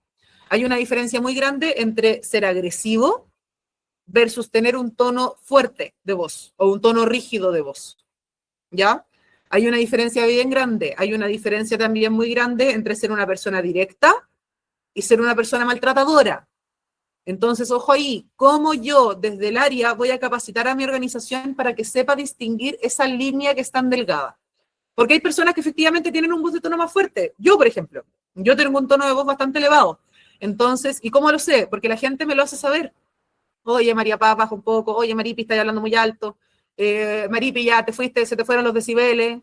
Entonces, y eso me ayuda a mí a regular la conducta, pero no lo tengo de manera consciente. Entonces, si alguien no me lo avisa o no me lo informa, ya no me doy cuenta que estoy levantando la voz. ¿Vale? Entonces, ¿cómo me doy cuenta además? ¿Hacia dónde dijo el mensaje? ¿Y con qué intención dirijo el mensaje? Es muy distinto decirle a una persona, oh, pero contigo siempre lo mismo, no servís para nada, a decirle, oye, pero este documento, a ver, no entendí lo que hiciste acá. ¿Me puedes explicar, porfa? Porque a lo mejor yo estoy mal. Cuéntame cómo lo hiciste acá. Una cosa es ir hacia la tarea y otra es tomármelo personal. Me lo tomo personal cuando ataco al otro. Cuando le digo, es que contigo siempre lo mismo, es que nunca puedo contar contigo, es que pareciera que hablo con una muralla, y así un montón de otros etcétera que lamentablemente me ha tocado recibir en alguna denuncia por LICAR. Entonces, súper importante porque acá no estamos pidiendo que todos se llevan bien y todos sean amigos, ojalá así sea, pero sí estamos exigiendo un trato de cordialidad y respeto, ¿vale? Un 60% de reducción en las denuncias, lo que les decía, el éxito de una organización no está en tener al profesional más capacitado para hacer la investigación y en que nuestra investigación dure 30 días y en que nos demoremos 3 en mandar la información a la inspección del trabajo y andamos como relojito. No. El cumplimiento de la legislación, el éxito de la implementación está en ojalá ser una organización que durante el año recibió 0% de denuncias en base a maltrato o vulneración de derechos en cuanto al maltrato laboral, y no por temor, sino porque efectivamente no tiene nada que denunciar. Y por supuesto, ¿cierto? Un 3% del retorno de la inversión, que eso es lo que a la mayoría de las empresas les importa, que tiene que ver, muchas veces dicen, no, pero si mientras tenga los resultados, que sea gritón o que maltrata al resto, me da lo mismo. Es que no, porque resulta que si es gritón y maltrata al resto, sí te estás dando, ¿cierto? Una exposición a perder a perder hartos recursos, porque puede que ese colaborador te tire licencia, puede que ese colaborador lo tengamos que contratar 3 veces en un mes, puede que ese colaborador baje su desempeño o su rendimiento y el trabajo lo tenga que compartir con otro colaborador al que le estamos subiendo la pega, pero no le estamos subiendo el sueldo. Entonces, hay un retorno a la inversión también ahí que es importante, chicos. Esto no es solamente para que la empresa funcione bonito y acá todos seamos felices en nuestro lugar de trabajo. Esto tiene también un impacto de rentabilidad real para las organizaciones.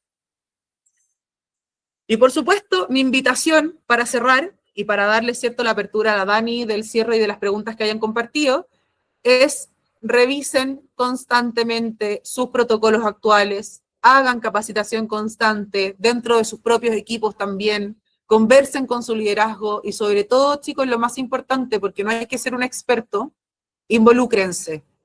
Pregunten, inviten a tomar un cafecito, paren oreja cuando haya alguien por al lado que saben que está media densa la cosa, ¿cierto?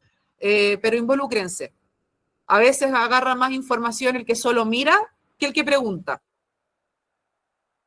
Así de fácil es. Dani, te doy el paso. No sé si hay preguntitas por acá. Muy buenas tardes a todos. María Paz, qué exquisita presentación. Fue muy rico escucharte hablar de tantos ejemplos, de tantas cosas que has visto. Yo la verdad trabajo en otro frente, entonces escuchar cómo se vive cuando tienes que manejar esa denuncia y la tienes que manejar bien, yo creo que es algo que a muchos acá le puede estar quizá llamando la atención. Entiendo que tenemos hoy día coaches, ingenieros en administración de personas, de recursos humanos, de logística, de lo que sea, psicólogos, trabajadores sociales, profesores, tenemos pero de todo. Así que primero que todo agradecerles a las personitas que nos han estado acompañando acá y a las entre 14 y 11 personas que hemos tenido en YouTube. Muchísimas gracias, estamos tratando de tomar esto también con seriedad, pero sin perder de vista que justamente estamos trabajando con las emociones, porque al final del día el carril de las emociones va a ser el que genere las decisiones más impactantes. Vamos a ver qué preguntitas nos tienen para María Paz. Cristian Llanes Ibarra dice, punto 1, acoso laboral. Si yo presencio una situación donde existe acoso laboral sexual, ¿puedo denunciar o solo lo debe realizar la víctima? Esa es su primera de varias preguntas. Mira, lamentablemente solo la víctima. Lo que yo sí recomiendo en esos casos es asesorar a la víctima o poner de sobreaviso, ¿cierto?, a la jefatura directa o al de recursos humanos o en quien se confíe para poder hacer eso. ¿Y por qué sugiero que sí tenga esa conversación y que sí lo levante? Porque si efectivamente, eventualmente, ¿cierto?, se comprueba que hay una situación donde existe acoso laboral o sexual y lo mencionan a él como testigo y él dice, sí, yo sabía y no hice nada, si es sexual, que todavía es más grave, pasa a ser visto como cómplice. Entonces, mi recomendación es que hable con la víctima, decirle, oye, acabo de presenciar esto, no me parece, no estoy de acuerdo, creo que deberías hacer los siguientes pasos y ofrecerse también para acompañar. Muchas veces uno no se atreve a conversar o a levantar lo que está pasando, entonces decir, si quieres yo te acompaño, si quieres yo hago la denuncia por ti y si me equivoco en algo tú me corriges. Ese tipo de contención también se puede dar, ¿ya? Pero siempre dar las alternativas. La denuncia, como dije, la tiene que realizar la víctima, pero siempre poner en sobreaviso, ¿ya? No necesariamente puede haber una denuncia, pero sí puede haber un plan de acción para poder resolver el conflicto. Así que eso es muy importante. Ok, pregunta número 2 de Cristian Yáñez. Desconexión. 2 puntos. Un gerente teniendo artículo 22 tiene celular de la empresa y le llaman desde el extranjero, casa matriz, en otro horario que acá en Chile, que es fuera del horario de trabajo, pero que afuera se encuentra en horario laboral. ¿Cómo se tipifica aquí el derecho de desconexión? Mira, el derecho de desconexión es tanto para la gente que tiene horario como para la gente que no.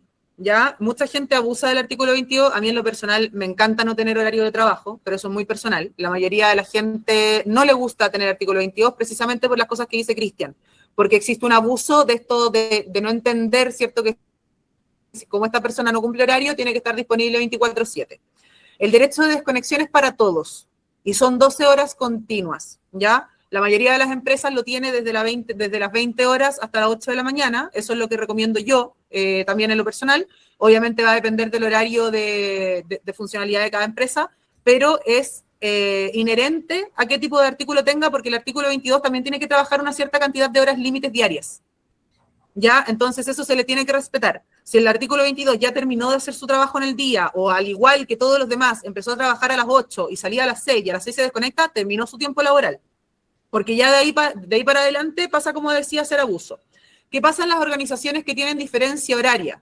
Efectivamente pasa mucho, ¿cierto? Que las organizaciones tienen diferencia horaria y pueden llamar o tener reuniones en horarios que no correspondan. En ese tipo de casos, las empresas que lo saben, porque por lo general tienen relación directa, tienen que hacer que el derecho a la desconexión pueda, ojalá, juntar unas 2 horas con la casa matriz del país distante. Y si no, de lo contrario, ver excepciones, pero en base al horario que sea menos disruptivo para el país en cuestión. Por ejemplo, voy a dar un ejemplo, ¿cierto?, súper burdo. Si en un país X ahora son las 11 de la noche y acá son las 8, yo soy quien tiene que ubicarse al horario de allá, entendiendo que allá ya es muy tarde para llamar. ¿Vale? Si yo necesito llamar y acá son las 3 de la mañana, pero allá son las 9 de la mañana, ningún problema. Llamo porque entiendo que allá ya están funcionando, no es un horario tan disruptivo, etcétera, etcétera. Pero siempre con el criterio. La invitación es, si no es necesario, si no es urgente, si se puede programar de otra manera, no me llamen. ¿Ya? Esa es la base. O sea, el teléfono, chicos, sobre todo en entornos laborales, no les sirve como respaldo, a menos de que grabe la llamada, no les sirve como respaldo. Tampoco le sirve como medio de prueba si es que usted manda los pantallazos de la llamada, de los WhatsApp, etcétera, etcétera, pero el teléfono, a menos de que la empresa se lo dé, no es su obligación ocuparlo para fines laborales. ¿Vale? La empresa no lo puede obligar a estar disponible si es que lo hace trabajar con su teléfono personal. Entonces, ojo ahí también, y les vuelvo a insistir, si no es urgente, trate de no priorizar el uso del teléfono. Tenemos la pregunta número 3 de Cristian Yáñez. ¿El investigador puede ser el gerente de recursos humanos y el gerente legal? Si están capacitados para hacer investigaciones, sí. Hay capacitaciones técnicas en peritaje de investigación. Yo en lo personal me certifiqué como perito en investigaciones de Ley Carin, específico. Lo hice, para quien quiera el dato, en la Escuela de Peritos Forenses Judiciales de Chile. Creo que los cursos lo tienen dividido en 3 tomos para poder finalizar con la psicología forense, pero es súper interesante porque quienes estudiaron psicología, ¿ya? Tienen un ramo que se llama psicología forense propiamente tal, que es para las investigaciones de credibilidad de relato de los peritos, ya de temas civiles, penales, etcétera, etcétera, ayudan de codo a codo a los abogados. Pero en la legislación, en la ley Carin, el peritaje es distinto. Entonces, a todos yo les recomiendo que, a pesar de ser psicólogos, si es que lo son, tienen una formación base, puedan hacer esta capacitación, ¿cierto?, como perito forense en investigación Carin propiamente tal. Pero sí, siempre, ojalá, si es que hay investigación interna, el comité siempre, alguien de recursos humanos, alguien del área legal y el gerente general. No puede faltar el gerente general.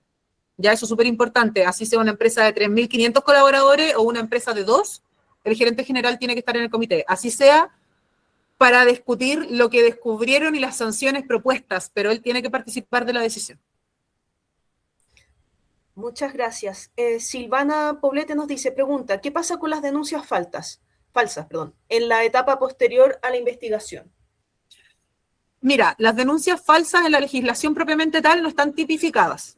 ¿ya? Pero yo en lo personal siempre sugiero que lo involucren igual en el procedimiento como parte de protección al victimario, porque el victimario pasa a ser víctima en una denuncia falsa y es igual de agresivo que haber sido víctima, de hecho, ¿ya? Entonces, yo siempre sugiero, ¿cierto?, tipificarlas también en el procedimiento con la sanción según la gravedad de la denuncia falsa. Es muy distinto denunciar a alguien porque me gritó feo y me dijo que era inútil, a denunciar a alguien porque nos quedamos los dos solos un día hasta tarde haciendo horas extra y sin querer me agredió sexualmente. Entonces, los niveles, ¿cierto?, de la denuncia y el tenor de daño que puede infringir en una persona tiene que quedar súper bien tipificado también en el procedimiento, porque forma parte también de lo que garantiza finalmente la imparcialidad. ¿Cuáles van a ser las sanciones que puede tomar la empresa? ¿Cuándo vamos a aplicar desvinculación inmediata, ¿cierto?, que son en los casos todavía mucho más graves? ¿Cuándo vamos a denunciar a carabineros? Cuando corresponda, ¿cierto?, sobre todo en los casos de agresión sexual. Todas esas cosas tienen que quedar tipificadas y así también la denuncia falsa. Súper. Valentina Carvajal nos dice acá, muchas gracias por la información. ¿El sistema público funciona bajo los mismos procesos? ¿Cuál es el rol de Contraloría? ¿Qué rol juega gestión de personas? Sí, es el mismo proceso tanto para el sistema público como privado, no hay distinción en ello, la legislación es una sola y el rol que juega la Contraloría es el rol de auditor.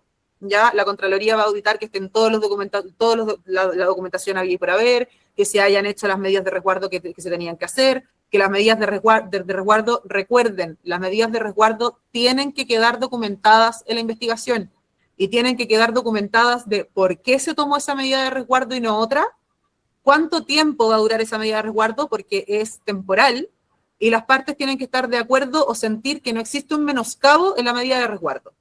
¿Y qué rol juega gestión de personas? Apoyar esta auditoría a la Contraloría, explicarla y defenderla, además, porque uno puede quizás tener todos los documentos y aún así la Contraloría puede ver que algo está ausente o tengo gusto a poco porque el protocolo no dice tal cosa y ahí tú dices, no, mira, no lo dice el protocolo, pero sí lo tengo en el procedimiento. O sí, mira, está acá en el anexo 2. Entonces, gestión de personas apoya a Contraloría para garantizar que efectivamente esa investigación se hizo. Es la que proporciona, ¿cierto?, todos los documentos, la que va a tomar las decisiones de medida de resguardo, etcétera, etcétera. Súper. Acá, Constanza Galleguillos nos dice, y eso debe quedar contemplado en un anexo de contrato, ¿cierto? Constanza, no sé en qué parte del proceso. Sí, hola. ¿Qué es perdón. eso?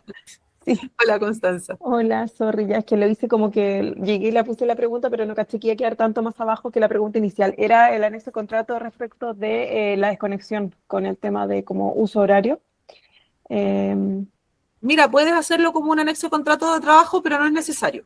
Ya basta con que lo tengas implementado dentro de tus políticas o dentro de tu, valga la redundancia, el código de conducta, ¿cierto? O dentro de los valores que tienen ustedes como organización y con eso debiese ya bastar. Lo importante sí es que ojalá esa información ustedes la puedan promover en los procesos de inducción de sus colaboradores, cosa que el colaborador cuando firme la inducción, en ese documento sí quede súper claro que en el proceso de inducción, dentro de las cosas que se vieron, fue también el derecho a la desconexión. ¿Ya? Lo que sí tiene que quedar, o que yo les sugiero que quede por anexo contrato, son las medidas de resguardo. ¿Por qué? Porque las medidas de resguardo modifican la modalidad del trabajador. ¿Ya? Entonces, eso sí yo les sugiero que quede por anexo de contrato, cosa que quede súper claro el consentimiento, cuál va a ser la medida de resguardo que se va a tomar, cuánto tiempo va a tomar, que va a ser de carácter temporal, que no le va a perjudicar en su remuneración, ¿cierto? Etcétera, etcétera, etcétera. Eso yo sí les recomiendo que lo dejen anexado. Perfecto, te pasaste, gracias. Muchas gracias a ti por la consulta. Carolina Rojas nos pregunta, si la denuncia es anónima, pero aporta con muchos antecedentes que acreditan una situación de acoso, ¿cómo se procede en la investigación? Vamos con ese primero. Se procede igual que si usted supiera quién lo está denunciando. La denuncia anónima se investiga de todas maneras, se investiga lamentablemente, como es anónima, ¿cierto?, directamente al denunciante, y si es que la persona aportó testigos, se involucran a los testigos, y si es que no, se evalúa el círculo más cercano de la persona denunciante. Porque lo más probable, ¿cierto?, en una denuncia, es que la persona que denunció tenga relación directa con el denunciante, valga la redundancia. Entonces, esos son los métodos de investigar. Y las sanciones son contra el denunciante efectivamente, entonces no tiene que informar a la denuncia anónima ni nada, usted cierra la investigación, toma las medidas que tenga que tomar, lo acredita con todas las firmas que tiene que tener, y con eso como organización ya queda ok. Ahora, si el denunciado es, por ejemplo, una jefatura, aunque la denuncia sea anónima, usted hace seguimiento igual. ¿Cómo? Hacia el jefe. ¿Cómo hace la jefatura hacia el jefe? Le pregunta a sus compañeros de trabajo, oye, ¿cómo va la relación con Juanito Pérez? ¿Sí? ¿Y qué tal está el clima en el equipo? ¿Los puedo ayudar en algo? Uno empieza a investigar así como medio que no quiere la cosa, ¿ya? Súper. Pregunta 2 dice, ¿con qué nivel de detalle se debe informar a las partes involucradas, víctima y victimario, sobre el cierre del caso y las medidas adoptadas? Antes de responder esa pregunta, Dani, para complementar también la pregunta número 1, la persona, ¿cierto?, decía que aportaba con muchos antecedentes. Los antecedentes siempre se tiene que poner a qué corresponde la evidencia, qué es lo que acredita la evidencia y de dónde se obtuvo esa evidencia. Ya, también súper importante. Así que ahí poner, ¿cierto?, todos los antecedentes que dejó la persona como anexo a la investigación y poner que fueron aportadas por la misma denunciante anónima, etcétera, etcétera. ¿Con qué nivel de detalle se informa a las partes involucradas? Mira, yo siempre cierro las investigaciones en una reunión con ambos presentes, ya, para que no queden dudas de qué se le dijo a uno y qué se le dijo al otro, y bien por encima, ya, no se dice, mira, pudimos acreditar que efectivamente maltrataste al colaborador, o mira, sí, pudimos, no, porque eso puede ser incluso más invasivo. Entonces siempre se dice, mira, ustedes bien saben que ambos estuvieron participando durante estos 30 días de un proceso de investigación. Les quiero informar que el proceso de investigación ya cerró, el informe fue emitido a la Dirección del Trabajo y se van a aplicar las sanciones competentes según lo que nosotros descubrimos, y la medida sancionatoria va a ser X, ¿ya? Obviamente, si es una desvinculación, usted no se lo dice a ambas partes, ya si una desvinculación tiene la reunión con la persona que hizo la denuncia y con la persona posterior, ¿cierto?, cuando lo vaya a desvincular. Acá, súper importante, muchachos, la organización tiene que decidir qué causal va a utilizar para desvincular a un colaborador si es que se acredita un maltrato o un abuso en la investigación que implique tener que llegar a la desvinculación inmediata, ¿ya? Porque a veces pasa, y usted lo va a tener en su procedimiento como dentro de las medidas sancionatorias que puede tomar, usted lo va a tener, que en casos graves la empresa se reserva el derecho a la desvinculación inmediata. En estricto rigor, usted ante esos casos debería desvincular por esa causal. Incumplimiento grave al contrato, conductas que atentan, etcétera, etcétera, etcétera. No necesidades de la empresa ni mutuo acuerdo. Pero ¿qué pasa? Si usted como organización no tiene ganas de ir a juicio, no tiene todos los documentos que le permiten acreditar la conducta, y lo que más le conviene y lo que le sale más fácil es la necesidad de la empresa, mi recomendación es que negocie un mutuo acuerdo. Porque el colaborador va a saber, si usted lo desvincula de manera inmediata producto de la investigación y no se siente lo suficientemente potente como para desvincularlo por esa causal, usted tiene que tratar de llegar a mutuo acuerdo. ¿Qué pasa si el colaborador no quiere llegar a mutuo acuerdo? Invoco la causal y se lo digo. Le digo, mira, producto de la investigación, a través de las pruebas, pudimos comprobar que Por lo tanto, la empresa ha decidido, ¿cierto?, por motivo de las sanciones que se respetan el derecho, el reglamento interno o en el procedimiento, va usted con el procedimiento para poder mostrárselo y que no quede que usted es la mala de la película, que lo quiere echar porque lo tiene mala. En base a la matriz de riesgos, ¿cierto?, hemos descubierto que las pruebas acreditan una sanción de conducta grave o gravísima y por lo tanto la empresa tiene que proceder con la desvinculación inmediata. Nosotros, como empresa, no queremos desvincularte por esta causal porque sentimos que te puede perjudicar en tus próximas búsquedas laborales, pero no tenemos tampoco motivos para sustentar una necesidad de la empresa. Por lo tanto, pensamos que ofrecerte un mutuo acuerdo puede ser más beneficioso para ambas partes, porque tú no te vas a ir con tus papeles manchados, por una parte, y por la otra, ¿cierto?, nosotros no te invocamos, no tenemos que andar inventando causales que realmente no tenemos. Y lo bueno del mutuo acuerdo es que cuando se logra, no puedes después denunciar a la empresa.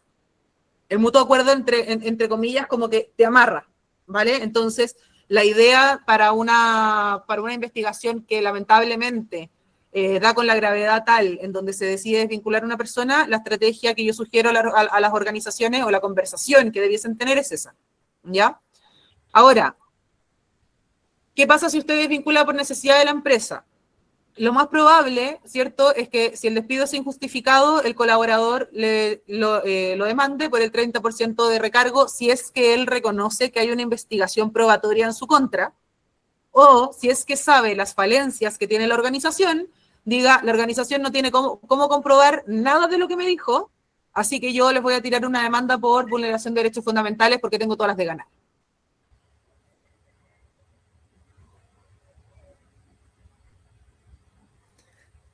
Súper, muchas gracias María Paz como por la cantidad de detalles. Yo creo que estamos todos nutriéndonos. Eso espero. Sí, y acá tenemos a Daniela Vera que nos dice: hola, muchas gracias por toda la información. Soy parte del comité de convivencia de mi empresa y recibimos una denuncia a un trabajador por parte de un estudiante en práctica externo. En este caso, ¿cuáles serían los pasos a seguir? ¿Cómo deberíamos comunicar las acciones de cierre de la denuncia a quien denuncia que es externo? ¿Cómo se podrían tomar medidas de protección si ya no se tiene contacto entre las partes? Ya. Cuando me habla de externo, ahí hay dos cosas. La primera, que puede ser externo porque al ser un estudiante en práctica no tiene contrato, tiene un convenio, o que puede ser externo porque lo aporta una organización externa, pero en realidad no está contratado con nosotros. Eso puede pasar no solamente con alumnos en práctica, sino con profesionales de otras organizaciones subcontratas también. En ese caso, no se toma contacto directo con la persona que denuncia, se toma contacto directo con el área encargada de la denuncia de la empresa aledaña. Si es recursos humanos, se toma contacto con recursos humanos. Si es con el área legal, se toma contacto con el área legal y se dice: hola, mira, ¿sabes qué? Me comunico contigo porque recibimos una denuncia, con las características, Me gustaría saber con quién me tengo que dirigir o quién de su organización está llevando a cabo o forma parte, ¿cierto?, del comité investigador. También lo mismo, sin entrar en mucho detalle, porque yo no sé qué relación tiene el alumno practicante con la gente de su empresa. Entonces, si yo doy mucho detalle de la investigación, puedo también estar exponiéndolo. Pero siempre, como les digo, con la cara contraria que hace esta investigación. ¿Cómo se comunican las acciones? Igual. Mira, Juanita Pérez de Recursos Humanos, ¿cierto? Te queremos comunicar que desde la empresa tanto hemos concluido la fase de investigación en donde la organización va a tomar las determinadas sanciones con quien fue acusado, ¿cierto?, de X conducta, según lo que permite o según lo que dicta nuestro protocolo de reglamento interno. También, como les diga, súper por encima. O, en caso contrario, mira, sabes que después de 30 días realizada la investigación, no pudimos recabar pruebas concluyentes que acrediten el nivel de maltrato por parte del jefatura X, por lo tanto la empresa, a modo de corrección, no de sanción, porque no hay conducta, ¿cierto?, evidenciada, a modo de corrección o de refuerzo, vamos a hacer con la persona denunciante, con la persona denunciada, una capacitación de los temas ya, pero también como súper por encima. ¿Y cómo se pueden tomar medidas de protección? Yo les comentaba, ¿cierto? La medida de protección puede ser: me ponen en copia en todos los correos, ustedes no conversan ustedes no conversan en la oficina, mantienen comunicación solamente por los canales formales autorizados por la organización, o incluso le pueden cambiar la jefatura de manera temporal. Mira, sabes que tuvo problemas con este jefe, por ejemplo, es ingeniero de recursos humanos, lo tenemos trabajando en el área de contabilidad y finanzas, pero resulta que tuvo un problema con el área de contabilidad y finanzas, entonces lo vamos a llevar al área de administración, selección, certificación, etcétera, etcétera. Ese movimiento también lo puedo hacer. La medida de resguardo tiene, si quieren, después ahí la Dani le mando una guía que yo hice para una de las organizaciones en donde tienen varias opciones de medida de resguardo para que se los comparta, pero sí, la idea es que no se cierren solamente en el teletrabajo o que no se cierren en la obligatoriedad de tener que reportarle a una persona y que ahí no hay más que hacer. Hay infinitas medidas de resguardo que pueden tomar las organizaciones para poder proteger a los colaboradores y, como les decía, una de ellas, cambiar la jefatura de manera temporal. No funciona, y sobre todo, chicos, con alumnos en práctica, es todavía mucho más fácil poder cambiar la jefatura, porque ese alumno en práctica es una esponja, quiere aprender de todo, entonces donde lo pongas, él se va a nutrir con la práctica. Muchísimas gracias. Muchas gracias. Gracias a ustedes. Luis Olivero nos dice: María, muchas gracias por tu presentación, fue muy retribuyente y a modo de consulta, ¿quién designa a los miembros del comité investigador? Mira, por lo general los determina el mismo empleador, ¿ya? La legislación te da algunas luces. En la legislación al principio no decía nada. Al principio la ley Karin solamente lo veía el área legal, pero después se dieron cuenta que el área legal funcionaba perfecto para hacer lo que sabe hacer, que es la legislación, pero no para hacer la contención de la víctima, el apoyo psicológico, el seguimiento y todas esas cosas que son mucho más sensibles, ¿cierto? Entonces, hoy día la legislación te obliga como empresa que sea alguien de recursos humanos y que sea alguien del área legal y que además ojalá estén capacitados específicamente en temas de la ley Karin. Entonces ahí ya tienes cierto una luz de quienes tienen que formar parte de este comité. Y quien lo designa puede ser, si es que el empleador ha decidido que no sea el gerente de recursos humanos, le va a decir al gerente de recursos humanos que designe a alguien de recursos humanos para tomar el rol de investigador. Pero por lo general se hace desde, como les decía, la cabeza, porque la cabeza finalmente he sido muy reiterativa, pero lo voy a seguir insistiendo, el gerente general sí o sí tiene que formar parte de este comité, porque el gerente general es sí o sí quien toma la decisión de la sanción que se va a cursar, ¿ya? No lo decide recursos humanos, no lo decide el área legal, porque expone a su área de recursos humanos y expone a su área legal. Entonces, sí o sí tiene que estar el gerente general, por lo tanto, el gerente general es quien determina, ¿cierto?, con quién va a trabajar. Que por lo general tiende a ser una persona de su confianza o que él respete dentro de la estrategia de la directriz, porque trabajar con ley Karin es súper sensible. O sea, imagínate que le tienes que decir al gerente general, oye, uno de tus viejos más confiados, que lleva 10 años trabajando en la empresa, que tú lo tienes, pero así visto como mejores amigos, que lo has reconocido no sé cuántas veces, resulta que le acabo de comprobar que todo su equipo lo está pasando pésimo porque es un maltratador. Entonces, es sensible. Si el gerente no está dispuesto a escuchar eso o no confía en ti para recibirlo, es difícil poder hacer una buena gestión de trabajo. Se tienen que dejar las relaciones un ratito afuera. Muchas gracias. Y acá también tenemos María de Los Ángeles Mena, dice definición de sanciones. María de Los Ángeles, no sé si nos puedes dar un poquito más de contexto quizá para la definición que quieres. Hola, buenas tardes. No, más que la definición de sanciones, más que solicitar lo que es la definición de sanciones, estaba comentando en relación a lo que mencionaba María Paz de que efectivamente para poder resguardar las acciones que hay que ejecutar cuando se delimita o se llega a la conclusión de que hay una persona que no sé, porque esto tiene que ver con la pregunta de una de las personas que dijo que si la denuncia era falsa, ¿sí?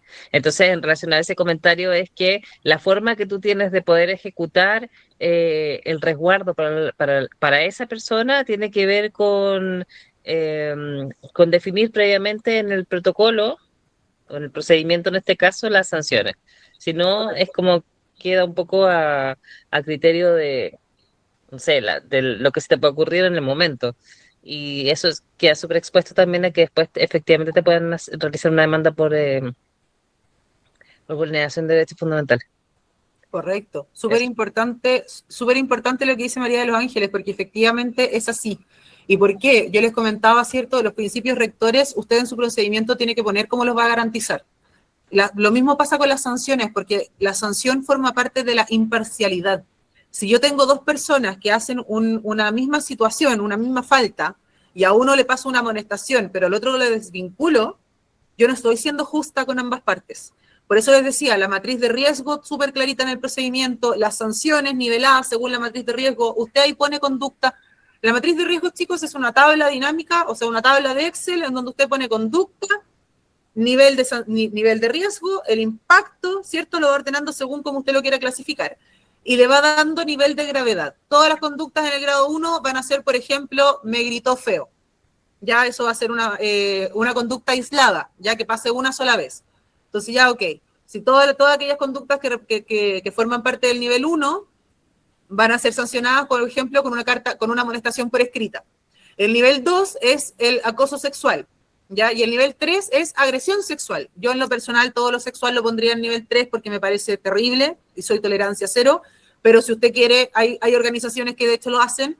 El acoso puede ser un piropo malentendido o alguna situación, ¿cierto?, que se haya malinterpretado o alguna mirada lasciva en donde no hubo contacto, entonces la gente lo suele poner en la conducta, en la sanción de gravedad número 2, y ahí la sanción de gravedad número 2 puede ser la amonestación más un periodo de suspensión, o se alarga, ¿cierto?, la brecha de la medida de resguardo, o lo va a mandar a hacer teletrabajo un tiempo para su casa, etcétera, etcétera. Eso lo determina usted, pero tiene que quedar clarito por escrito para poder dejar súper claro, ¿cierto?, que yo como investigador no tengo nada personal contra la persona que estoy sancionando y me basé en una guía objetiva que me decía para dónde tenía que llevar la sanción.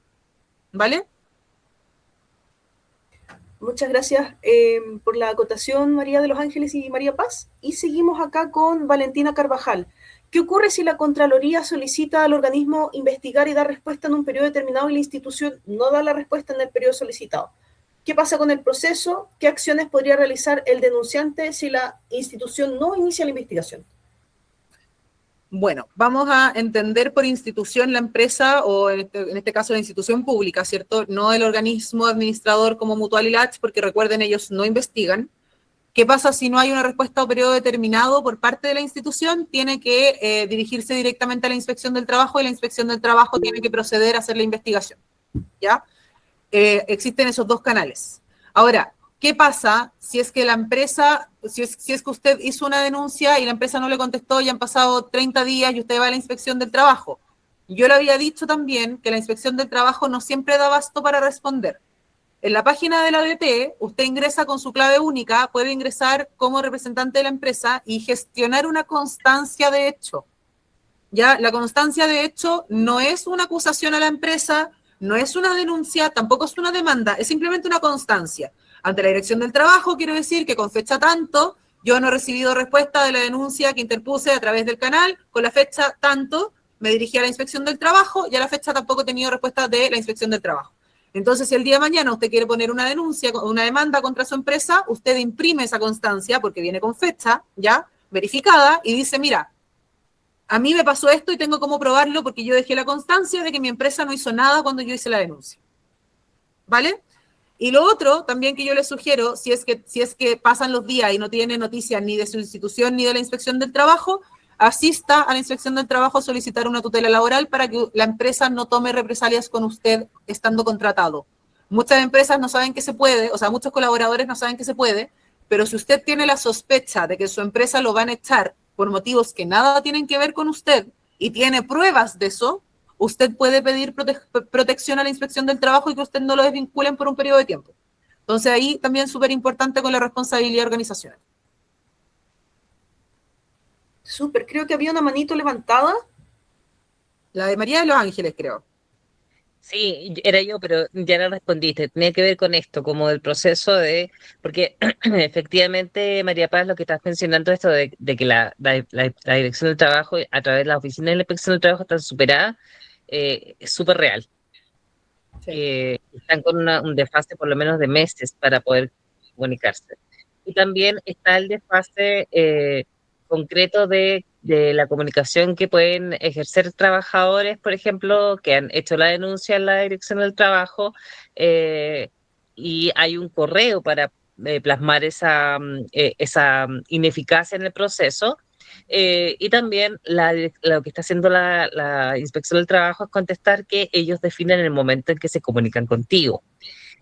Cuando en realidad se están disparando un poco los pies, porque tenemos claro que hay un plazo para eso, ¿cierto? De hecho el plazo son 2 días. Sí, 2 días. Entonces, también como si se me permite en este espacio sugerirle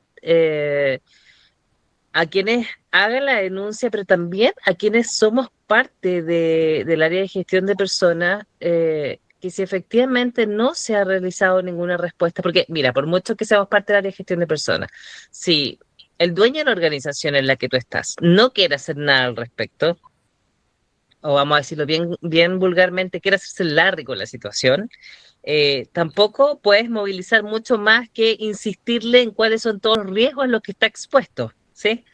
Entonces, de esa mirada, también invitar al trabajador que está en pleno derecho, ¿cierto? En pleno uso de sus facultades y de su derecho, de que asista, como bien tú lo mencionaste nuevamente, a la Oficina de la Inspección del Trabajo. Y acá, desde la experiencia, invitarlos a que no se acerquen a los mesones, sino pidan hablar con el jefe de gestión de la oficina, que es el jefe de la oficina. ¿Bien? Se llaman jefes de gestión, pero en realidad es el jefe de oficina, como lo podemos conocer en lo cotidiano. A ellos les importa que sus KPIs no se cumplan. A la persona que está en el mesón no necesariamente va a estar involucrado con ese KPI. Así Entonces, de es. la experiencia, también como si no te pescan en un mes, o sea, en una semana, si no has recibido ninguna respuesta, si envías correos a la inspección del trabajo, si recibes respuestas que son a veces vienen inusitadas, asiste nuevamente. Eso era por un lado. Así Y es. lo otro, Sí. María Paz, te quería hacer una pregunta bien cortita. Es menester del empleador hacer la derivación ¿A la a la inspección? mutualidad No. cuando está enterado de la denuncia por la ICARIN, cuando el trabajador la hizo por la ADT, la No, inspección del trabajo. el organismo administrador, como ya les dije, no investiga, por lo tanto no tiene ninguna obligación de enterarse que la empresa recibió una denuncia por la ICARIN. De No, hecho, me expliqué mal entonces. No, mi pregunta es, cuando el trabajador hace la denuncia y el empleador se entera de esa denuncia, ¿bien? ya, Mi pregunta es, ¿quién tiene que derivar al trabajador? Porque yo tengo discrepancia en la información. ¿Quién tiene que derivar al trabajador a la mutualidad, a la atención psicológica temprana? Porque eso es una medida de resguardo. Entonces, en la ejecución de esa medida de resguardo, ¿quién hace la derivación? ¿La DT o el empleador? la verdad es que depende, porque como yo te comentaba, ¿cierto? Existen dos canales para el trabajador, existen dos formas de hacer la denuncia. La puede hacer interna o a través de la inspección. Si la hace a través ¿Sí? de la inspección, la Dirección del Trabajo tiene 2 días hábiles para obligar a la empresa a tomar la medida de resguardo. En ese caso, la Inspección del Trabajo puede tomar ellos la medida de resguardo y la empresa obedece, o decirle a la empresa que han recibido una denuncia y se tiene que proceder con la medida de resguardo y ahí la decisión la toma la empresa. Y si la Ajá, denuncia es interna, la organización deriva la investigación a la inspección del trabajo o el canal de denuncia, en este caso, que como les decía, debería hacerlo automático, así que pregúntenle a su proveedor, y la organización actúa de manera inmediata en los próximos 3 días hábiles, ¿cierto?, con la medida de resguardo ya implementada. exacto. Ya, ok. ¿Y qué pasa si el empleador sabe de esto y no hace la derivación a la mutualidad correspondiente? Perdón, te escuché súper cortado de nuevo. ¿Qué pasa si el empleador está al tanto de esta derivación, de la exigencia de esta derivación y no la ejecuta? ¿Qué ocurre ahí? Mira, la verdad es que se mete en un forro más o menos, porque, a ver, el colaborador siempre sabe cuando la empresa está a la altura de su caso. Ya yo como María Paz Elwin pongo una denuncia, yo sé al tiro si la empresa me pescó o no me pescó con la denuncia que puse. Y eso para mí es una herramienta el día de mañana. Si a mí el día de mañana me Absolutamente. desvinculan porque fui conflictivo, fui problemático, etcétera, etcétera, yo lo primero que voy a hacer es decir, oye, yo hice una denuncia y no me pescaron. Y tengo Mm, todos los medios de prueba para decir que no me pescaron, no me dieron medida de resguardo, no me hicieron investigación, no me comunicaron la fase, tuve que seguir trabajando con este caballero, ¿cierto? Que me maltrata todo el día o que me abusa, etcétera, etcétera. Claramente mi desempeño bajó, ocuparon eso para desvincularme como mm, justificación, pero yo denuncié, yo avisé y la empresa no hizo nada. Entonces, inmediatamente ya no estamos hablando del 30% de recargo, estamos hablando de no, claro. vulneración de derechos fundamentales y ahí Sí, el sí, sí. TT es grandote. Entonces, Sí, mi recomendación es, empresas, hagan la pega. Porque los sí, únicos y por otro perjudicados, como les lado, digo, sí, por otro lado también creo, y como la invitación al trabajador, es que yo sigo pensando en que en esto somos garantes también, ¿sí? Garantes en el sentido del resguardo para nuestro trabajador, para el trabajador de la organización, pero también para la organización en sí.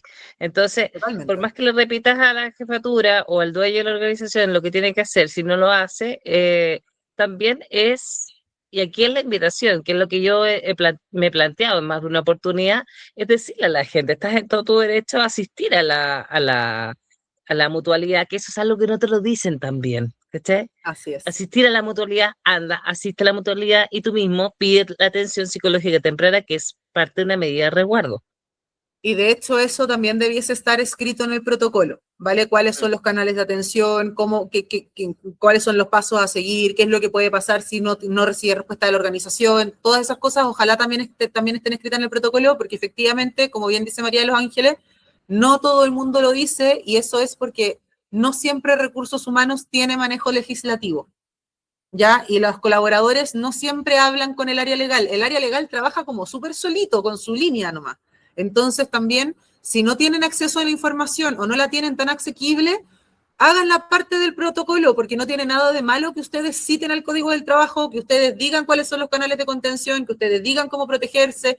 En el sistema público igual. Ahí alguien dice, ¿existen mecanismos de tutela y resguardo para trabajadores de contrata? Sí, también existen recursos de protección, ¿vale? No distingue trabajadores si son de planta, contrata, ni siquiera si son honorarios o privados. Ojo ahí.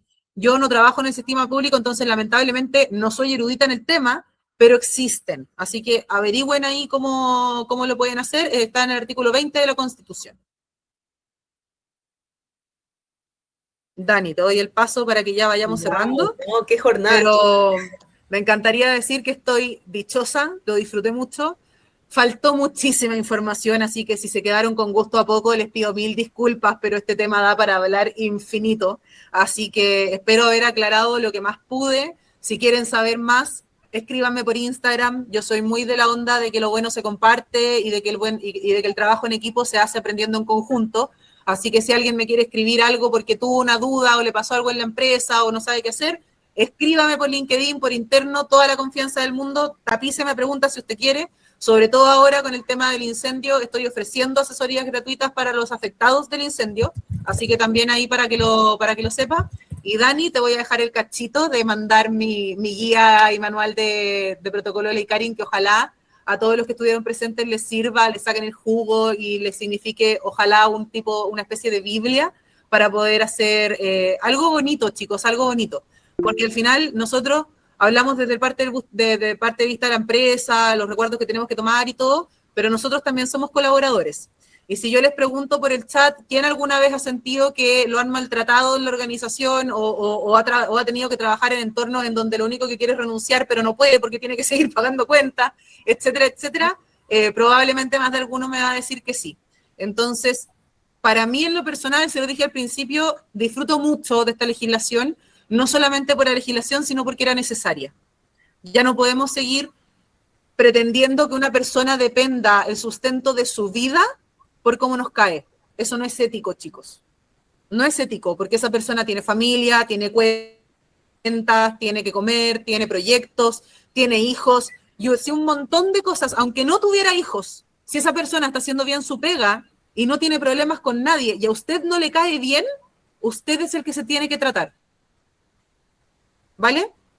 Eso, Dani, muchas gracias a todos. Les va a llegar un correíto con esto que nos va a entregar María Paz, también con su LinkedIn para que la puedan encontrar, le puedan hacer las consultas. Yo estoy absolutamente agradecida, definitivamente un privilegio tenerte y todos los que estuvieron y se quedaron, les va a llegar entonces este material. Así que muchísimas gracias a todos. Vamos a cortar ahora la transmisión. Y que nos vemos luego el lunes 26 para la construcción de la cronología de los incidentes.